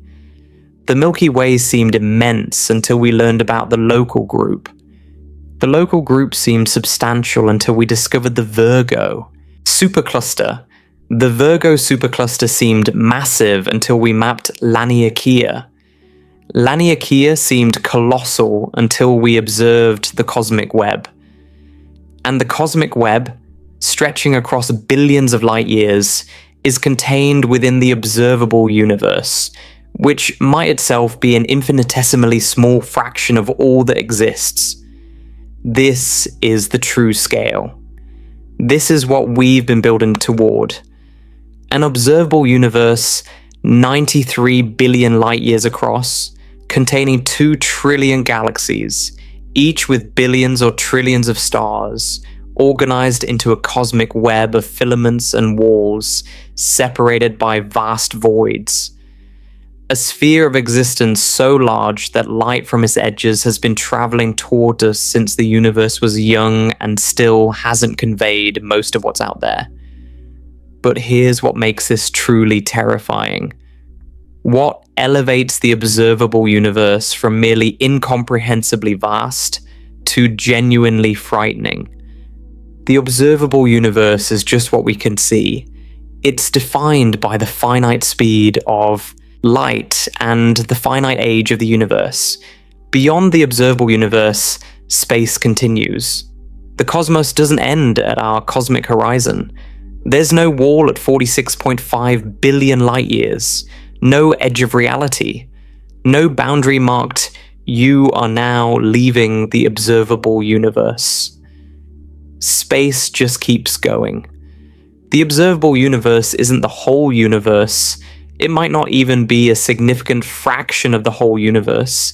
It might be an infinitesimally small bubble in something so much larger that our entire cosmic horizon, our entire 93 billion light-year sphere, with its 2 trillion galaxies and its sextillions of stars, amounts to essentially nothing. Everything we've ever seen. Every photon that's ever reached Earth from the distant cosmos. Every galaxy the Hubble Space Telescope has photographed. Every quasar, every pulsar, every gamma ray burst from the edge of the observable universe. All of it might be a vanishingly tiny fraction of what actually exists. We've spent this entire journey scaling up, from Earth to the Moon to the Sun to the outer solar system. From nearby stars to the Milky Way to the local group. From the Virgo supercluster to Laniakea, to the cosmic web, to the observable universe itself. At every stage, the previous scale became tiny compared to what came next. And now we've reached the edge of what we can observe. The boundary of what light can show us. The limit of our cosmic vision. Beyond that boundary, the scaling might continue. The observable universe, vast as it is, might be just another rung on a ladder that extends far beyond our ability to climb. Our entire 93 billion light-year cosmic horizon might be a single grain of sand in a desert that stretches beyond comprehension. Or it might be a single atom in a structure so large that no analogy we can construct would do it justice. The universe almost certainly continues beyond what we can see. The question is, how much farther does it go? That's where we're going. Next, beyond the horizon. Into the darkness that we can never directly observe, but that physics tells us almost certainly exists. Into the realm where the observable universe itself becomes small. Where our entire cosmic horizon shrinks to a point in something vastly, terrifyingly larger. What lies beyond the observable universe? How large is the true cosmos? And what does any of this mean for us? Standing on our tiny planet, looking up at stars that represent only the faintest hint of what reality contains. The answer, as we'll discover, is both humbling and profound. Because the true scale of existence might not just be large, it might be infinite. And infinity changes everything. The observable universe has a boundary, not a physical wall you could touch, not a barrier made of matter or energy, just a limit defined by physics itself. Light from beyond a certain distance hasn't had time to reach us since the Big Bang. That limit, that cosmic horizon, sits about 46.5 billion light years away in every direction. It surrounds us like an invisible sphere, the edge of everything we can possibly know through direct observation. But here's what's absolutely crucial to understand, and what makes this final stage of our journey the most terrifying of all. The universe doesn't end at our cosmic horizon. Space almost certainly continues beyond what we can observe. There's no wall at 46.5 billion light years. No sign reading end of universe, no boundary marker. Space just keeps going. The observable universe is just the part of the universe we can see. It's our cosmic bubble, defined by the finite speed of light and the finite age of the cosmos. Think of it like standing in the middle of a vast dark plain on a foggy night with a lantern. You can see a certain distance in every direction, limited by how far your light reaches and how dense the fog is. But you know the plain doesn't end at the edge of your vision. There's more plain out, there in the darkness. You just can't see it. Beyond our bubble, there's more universe. Probably much more. Possibly infinitely more. How much more? We don't know. We can't know. By definition, we cannot observe what lies beyond the observable universe. Light from those regions hasn't reached us yet. And here's the truly disturbing part.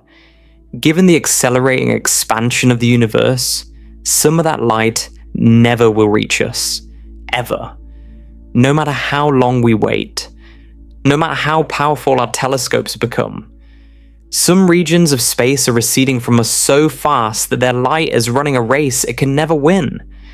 But we can make educated guesses based on physics and cosmology. We can use what we know about the geometry of space and the behavior of the early universe to estimate what lies beyond our horizon.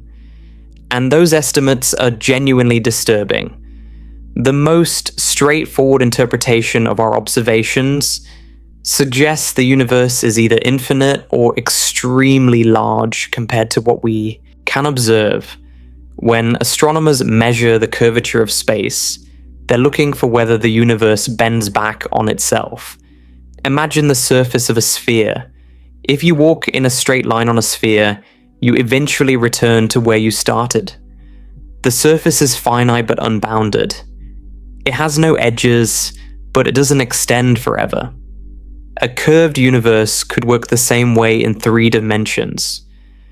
But when we measure the universe's curvature using the cosmic microwave background radiation, the afterglow of the Big Bang, we find something remarkable. Space appears to be flat. Not curved positively like a sphere. Not curved negatively like a saddle. Flat.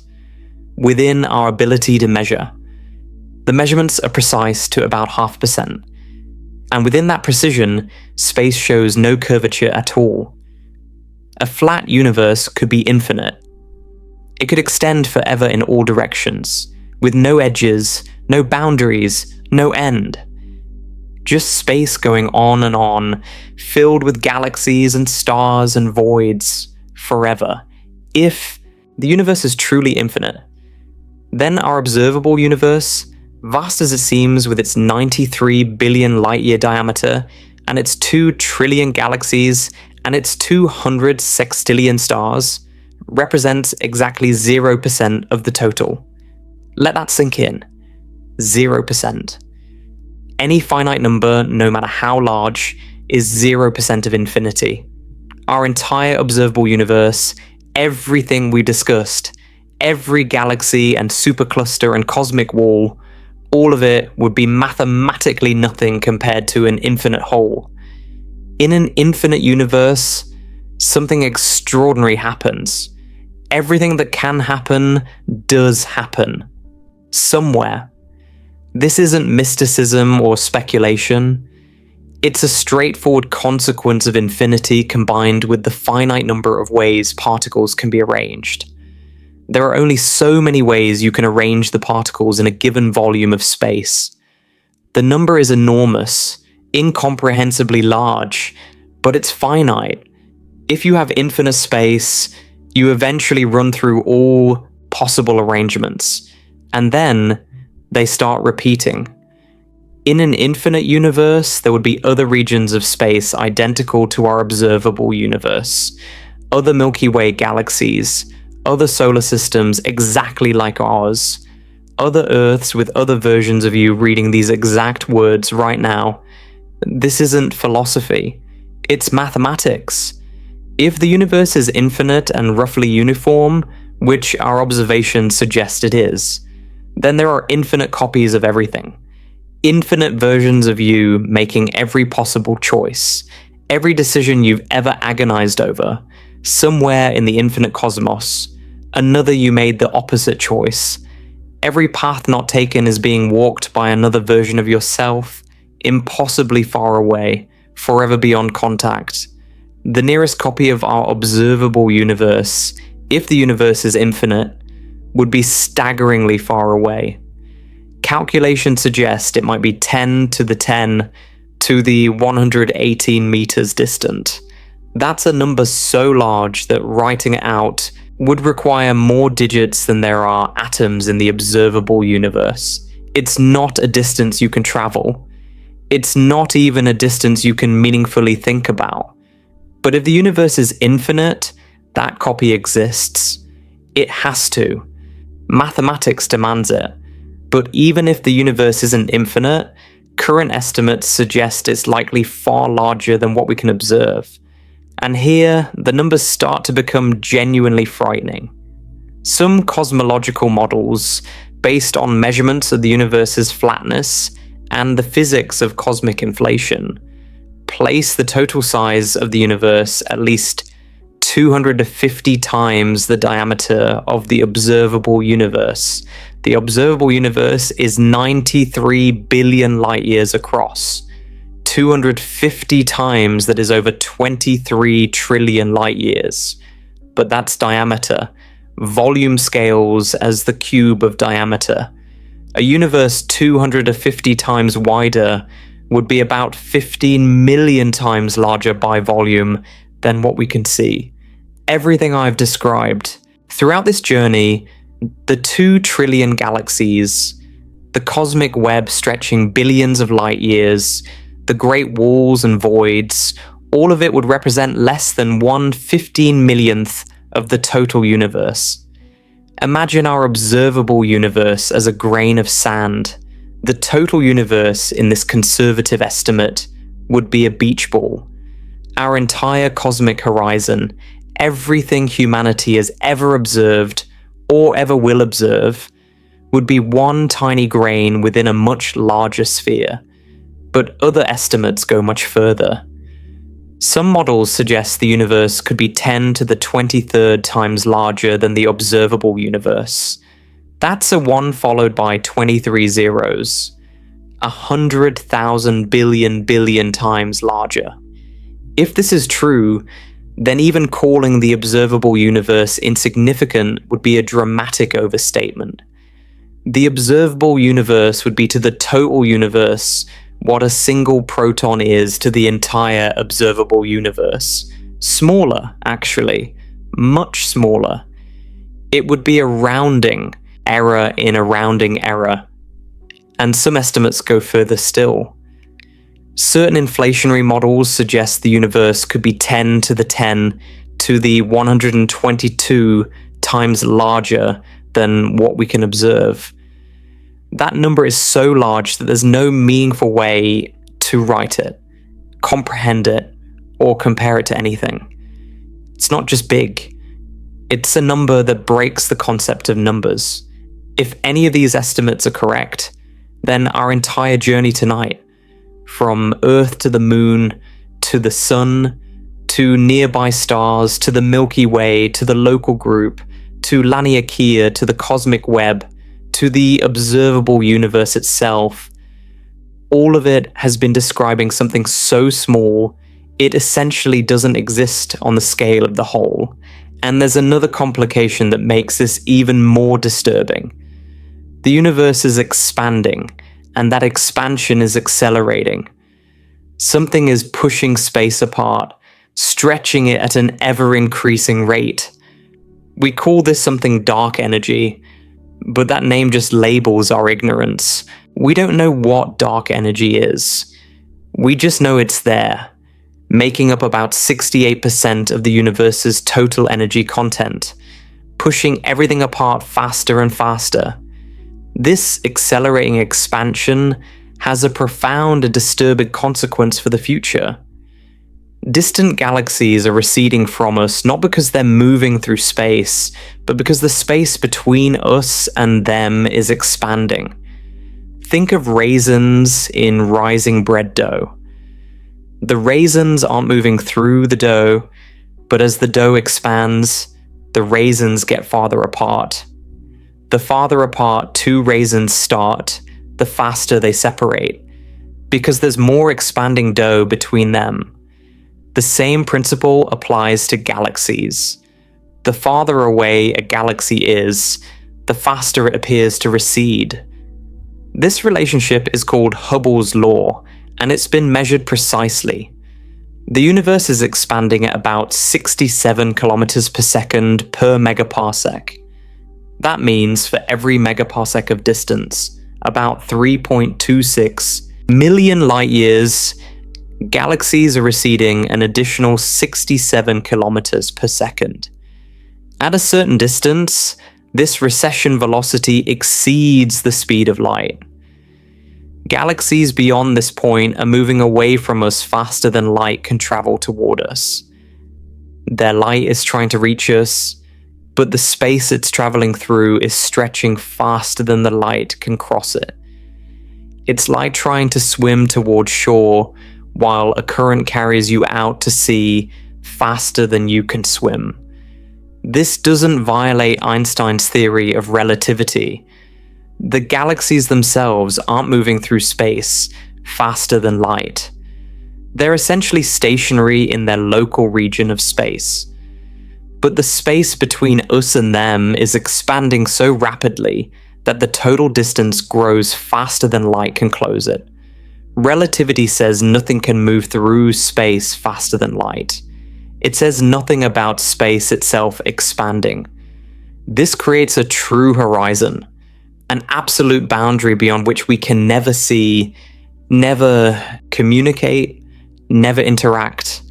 And because the expansion is accelerating, this horizon is shrinking. More and more of the universe is being carried beyond our reach with every passing moment. Galaxies that are currently visible to us Galaxies we can photograph and study will eventually cross this horizon as the expansion continues to accelerate. The light they emit after crossing will never reach us. They'll still exist, somewhere out there in the expanding cosmos, but they'll be forever beyond our reach. They might as well have fallen into another universe. In the far future, this process will have dramatic consequences for any being still alive to observe them. Billions of years from now, the expansion will have carried almost everything beyond our cosmic horizon. The local group, the Milky Way and Andromeda, and our 50 or so neighboring galaxies are gravitationally bound together tightly enough to resist the expansion. They'll eventually merge into a single large elliptical galaxy. But everything else, every other galaxy in the observable universe, will be carried away. Any intelligent beings living in that far future will look out at a sky containing only their local galaxy. Every other galaxy will have vanished beyond the horizon, accelerated away by dark energy. They'll see a single galaxy floating in apparently infinite emptiness. They'll have no way of knowing that trillions of other galaxies once existed. No evidence will remain. The light from those galaxies will never reach them. The cosmic microwave background, the afterglow of the Big Bang that tells us so much about the early universe, will have been stretched to undetectable wavelengths. Future astronomers, if they exist, might conclude that the universe consists of a single galaxy in an otherwise empty void. They'll be wrong, but they'll have no way of knowing they're wrong.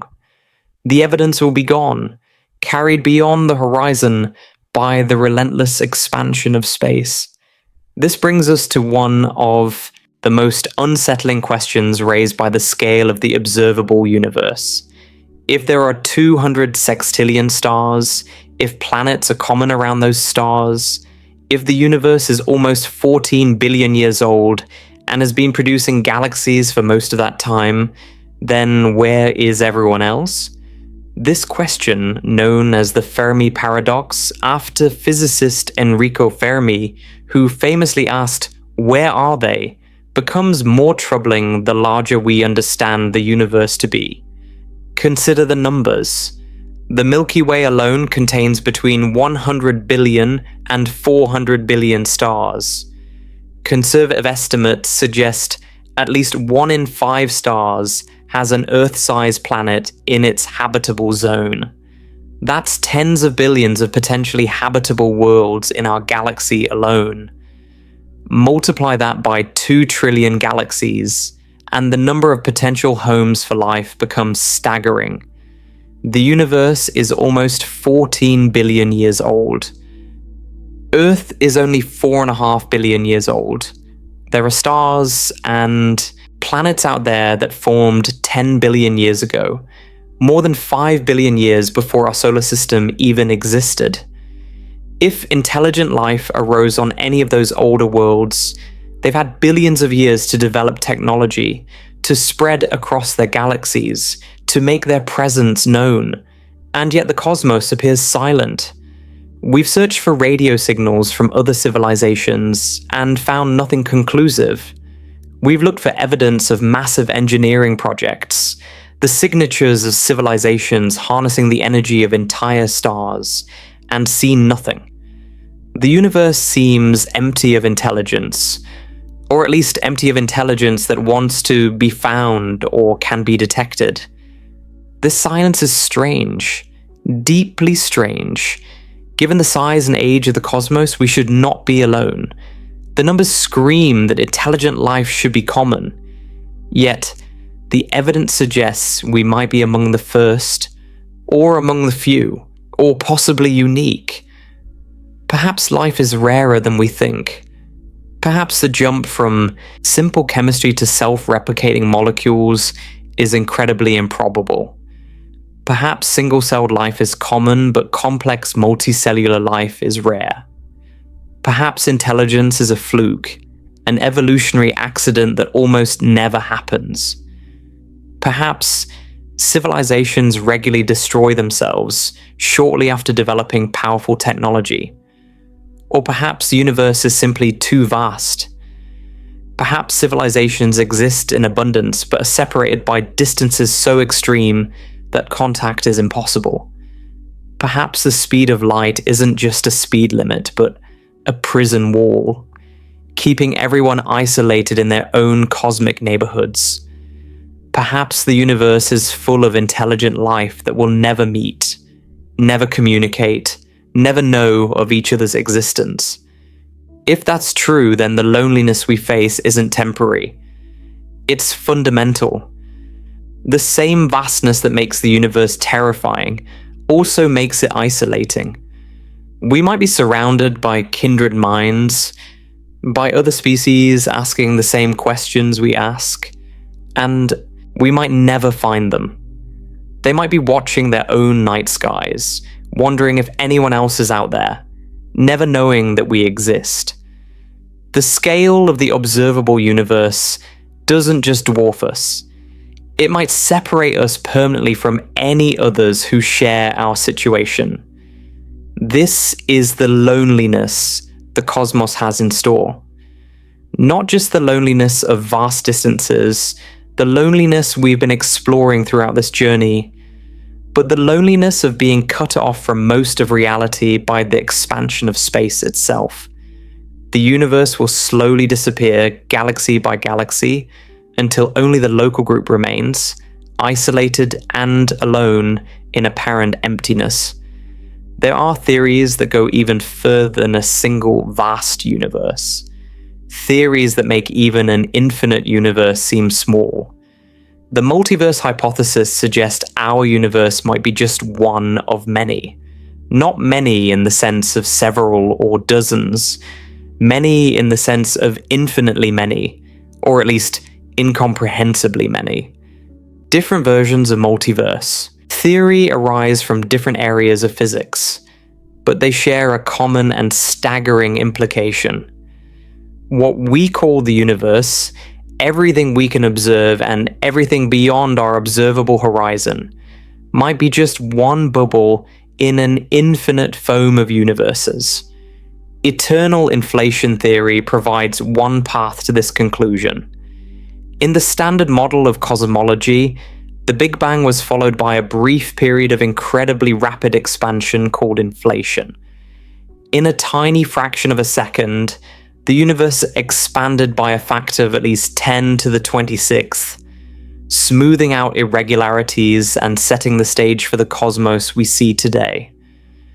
But some versions of inflation theory suggest this rapid expansion isn't a one-time event. It's an ongoing process. Most of space is still inflating, expanding at incredible rates. Occasionally, a region stops inflating and settles down into a universe like ours. These bubble universes form continuously, each one potentially as large as our entire cosmos, each one with potentially different physical constants and laws. Our universe in this picture is just one bubble in an infinite foam, surrounded by eternally inflating space, surrounded by other bubble universes, each potentially containing its own 2 trillion galaxies, its own cosmic web, its own great walls and voids, each potentially containing its own versions of Earth and humanity and you, forever isolated from ours by the eternally inflating space between us. String theory suggests another path to the multiverse. According to string theory, the fundamental constants of physics, things like the strength of gravity and the masses of particles, depend on the geometry of hidden extra dimensions. Different geometries give different constants, and string theory suggests there might be 10 to the 500th different possible geometries. That's a 1 followed by 500 zeros. More possible universes than there are atoms in our observable universe. more possible universes than any number humans normally encounter. If all these possible universes actually exist, if the multiverse realizes all possible configurations of string theory, then our universe with its specific physical constants is just one possibility among an incomprehensible number. We exist in this universe because this universe has the right constants for stars and planets and chemistry and life. Other universes might have constants that don't allow atoms to form, or stars to ignite, or chemistry complex enough for life. They might be empty and sterile, or filled with structures we can't imagine, or fundamentally hostile to anything we'd recognize as existence. The many worlds interpretation of quantum mechanics suggests yet another kind of multiverse. In this interpretation, every quantum event, every moment when a particle could do one thing or another, causes the universe to split. One branch where the particle went left, another branch where it went right. Both branches are equally real, equally existent, but forever unable to interact with each other after the split.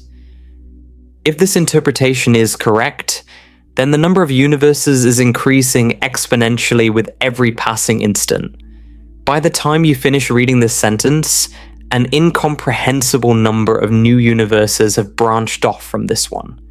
Every quantum event, in every atom, everywhere in the observable universe, is creating new branches.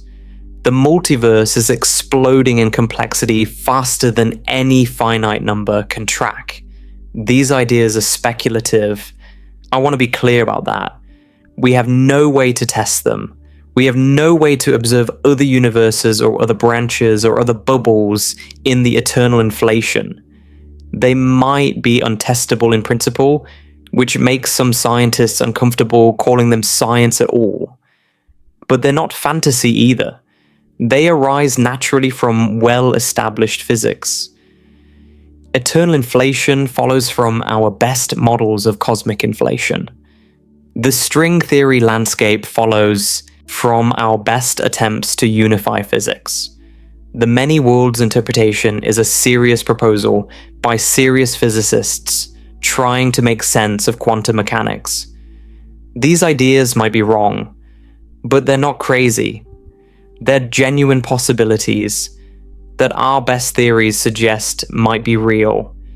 If the multiverse exists, then everything we've discussed tonight, the entire observable universe with all its 93 billion light-year extent and its 2 trillion galaxies and its 200 sextillion stars, is less than nothing. It's one bubble in an infinite foam, one branch in an endlessly splitting tree, one configuration among 10 to the 500 possibilities, one infinitesimal piece of something so vast that the word vast loses all meaning. This is the true scale we've been building toward. Not just that the universe is big, but that what we call the universe might be incomprehensibly tiny compared to what actually exists. So what does all this mean? What does it mean for us? What does it mean for you? You're standing on a small planet, one among 8 orbiting an ordinary star. That star is one among hundreds of billions in the Milky Way. The Milky Way is one among trillions of galaxies in the observable universe. The observable universe might be an infinitesimally small fraction of a much larger cosmos. That cosmos might be one bubble among infinitely many in a multiverse. At every scale, we shrink. At every level, we become more insignificant. The pattern repeats relentlessly from the familiar to the incomprehensible. Does anything we do matter? Some people find this perspective crushing.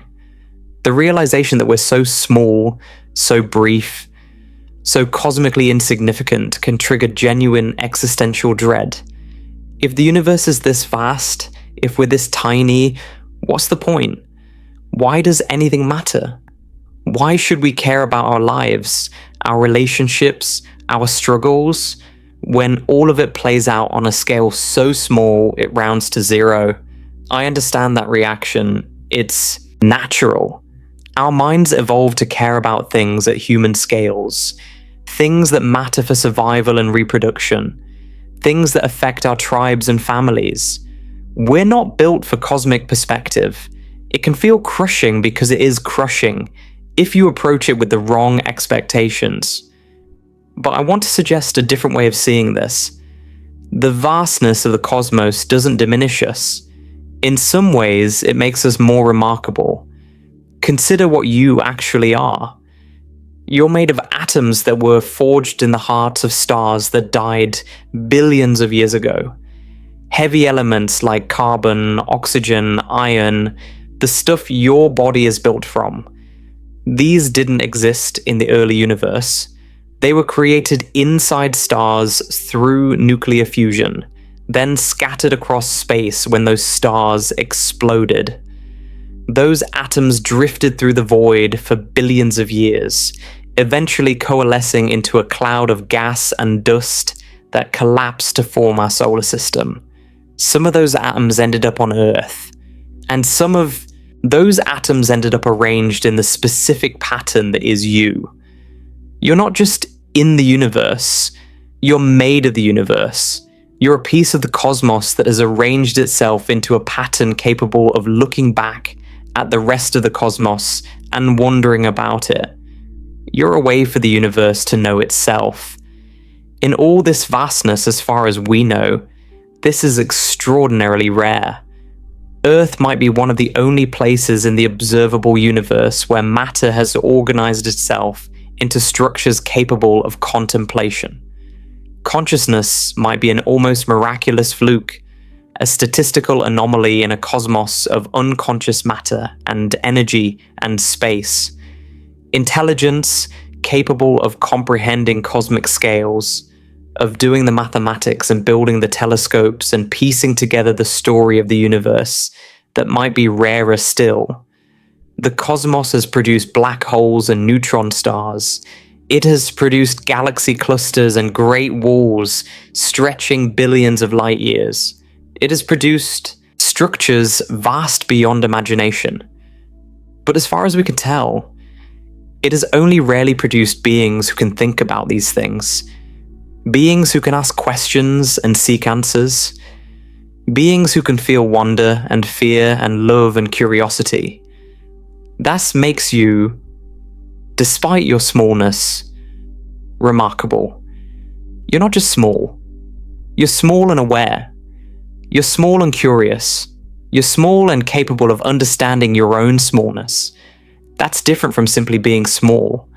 A rock is small compared to the universe. But a rock doesn't know it exists. A rock doesn't wonder about the stars. A rock doesn't feel awe at the scale of the cosmos. You do. And that matters. There's also something liberating about cosmic perspective. The things that seem overwhelming in everyday life, the conflicts, the anxieties, the petty grievances, they all play out on a planet so small it vanishes within the observable universe. From a cosmic viewpoint, the things that divide us are minuscule. The borders we fight over are invisible at galactic scales. The status we compete for means nothing to the universe.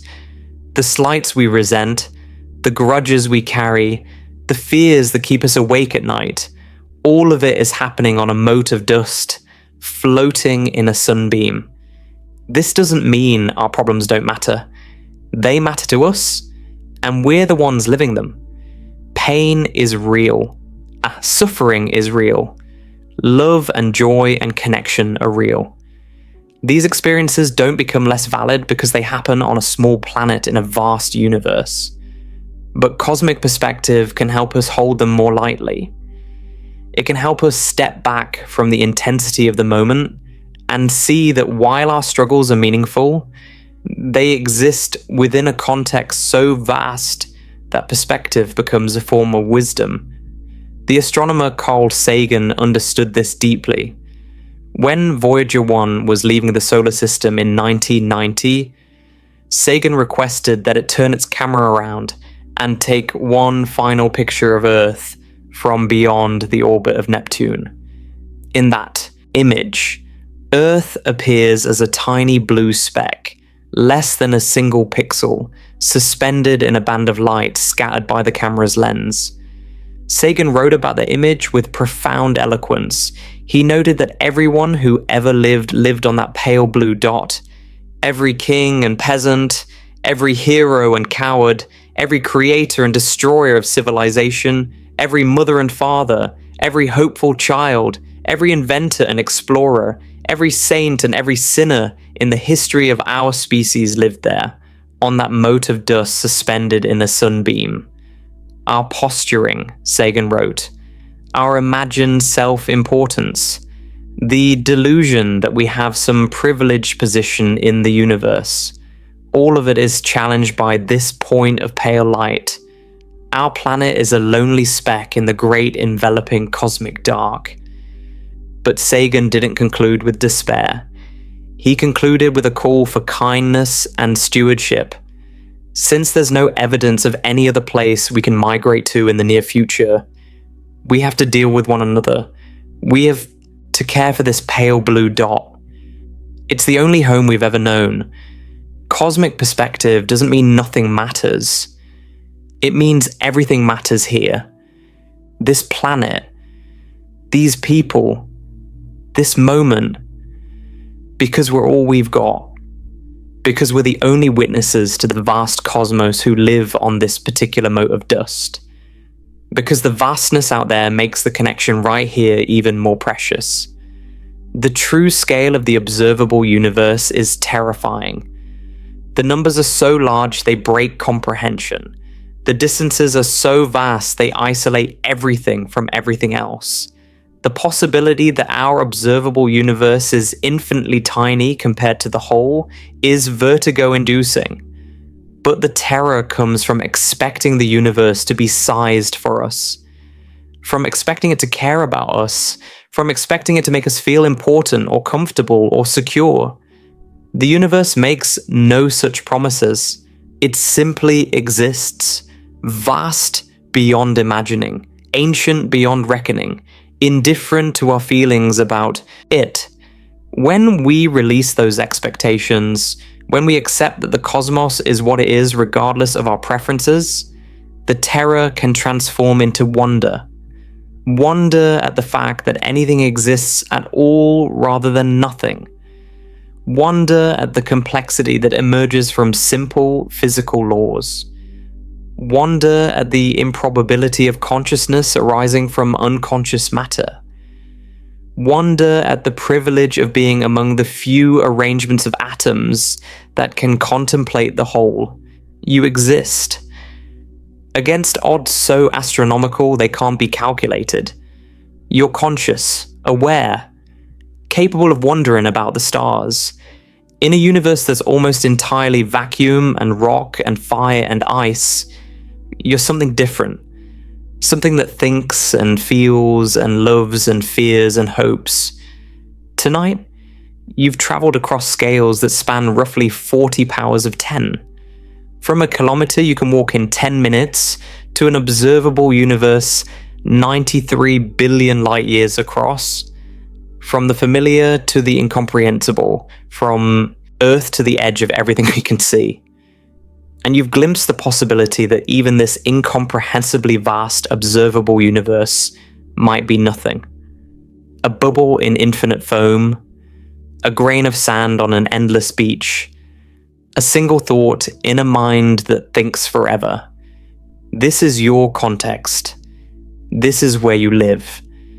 A small planet orbiting an ordinary star in the suburbs of a large galaxy, in a supercluster of galaxies, in a cosmic web of filaments and voids, in an observable universe that might be an infinitesimally small fraction of all that exists. You are tiny. You are brief. You will exist for perhaps 80 or 90 years. a span so short compared to cosmic timescales that it rounds to zero. The universe existed for 13.8 billion years before you were born. It will continue for trillions of years after you die.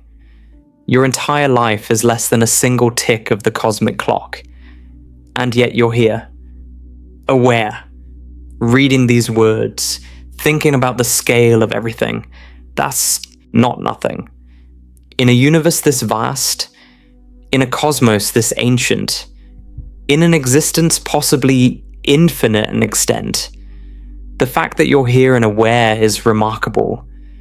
The fact that the universe produced beings capable of understanding it, even little, even imperfectly, as something close to miraculous. The next time you look up at the night sky, remember what you've learned. Every star you see is part of our galaxy. Our galaxy is one of trillions in the observable universe. Those trillions of galaxies form a cosmic web stretching across 93 billion light years. And that entire structure, everything we can see, everything we've ever observed, might be less than a rounding error in the true scale of existence. You're standing on a mote of dust, orbiting a spark of fire, in an island of light, in an ocean of darkness, in a cosmos so vast, it defies imagination. And somehow, against all odds, you're aware of it. The true scale of the observable universe is terrifying. But terror and wonder are close cousins. They both arise from confronting something larger than ourselves. The difference is just in how we hold the experience. Sleep well tonight under the stars. You've seen the true scale of reality. You follow the trail of cosmic distance as far as human minds can travel, and you're still here, still capable of wonder, still looking up, still asking questions, in a universe this large, in a cosmos this ancient, in an existence that might extend forever in every direction. That's worth something. That might even be everything.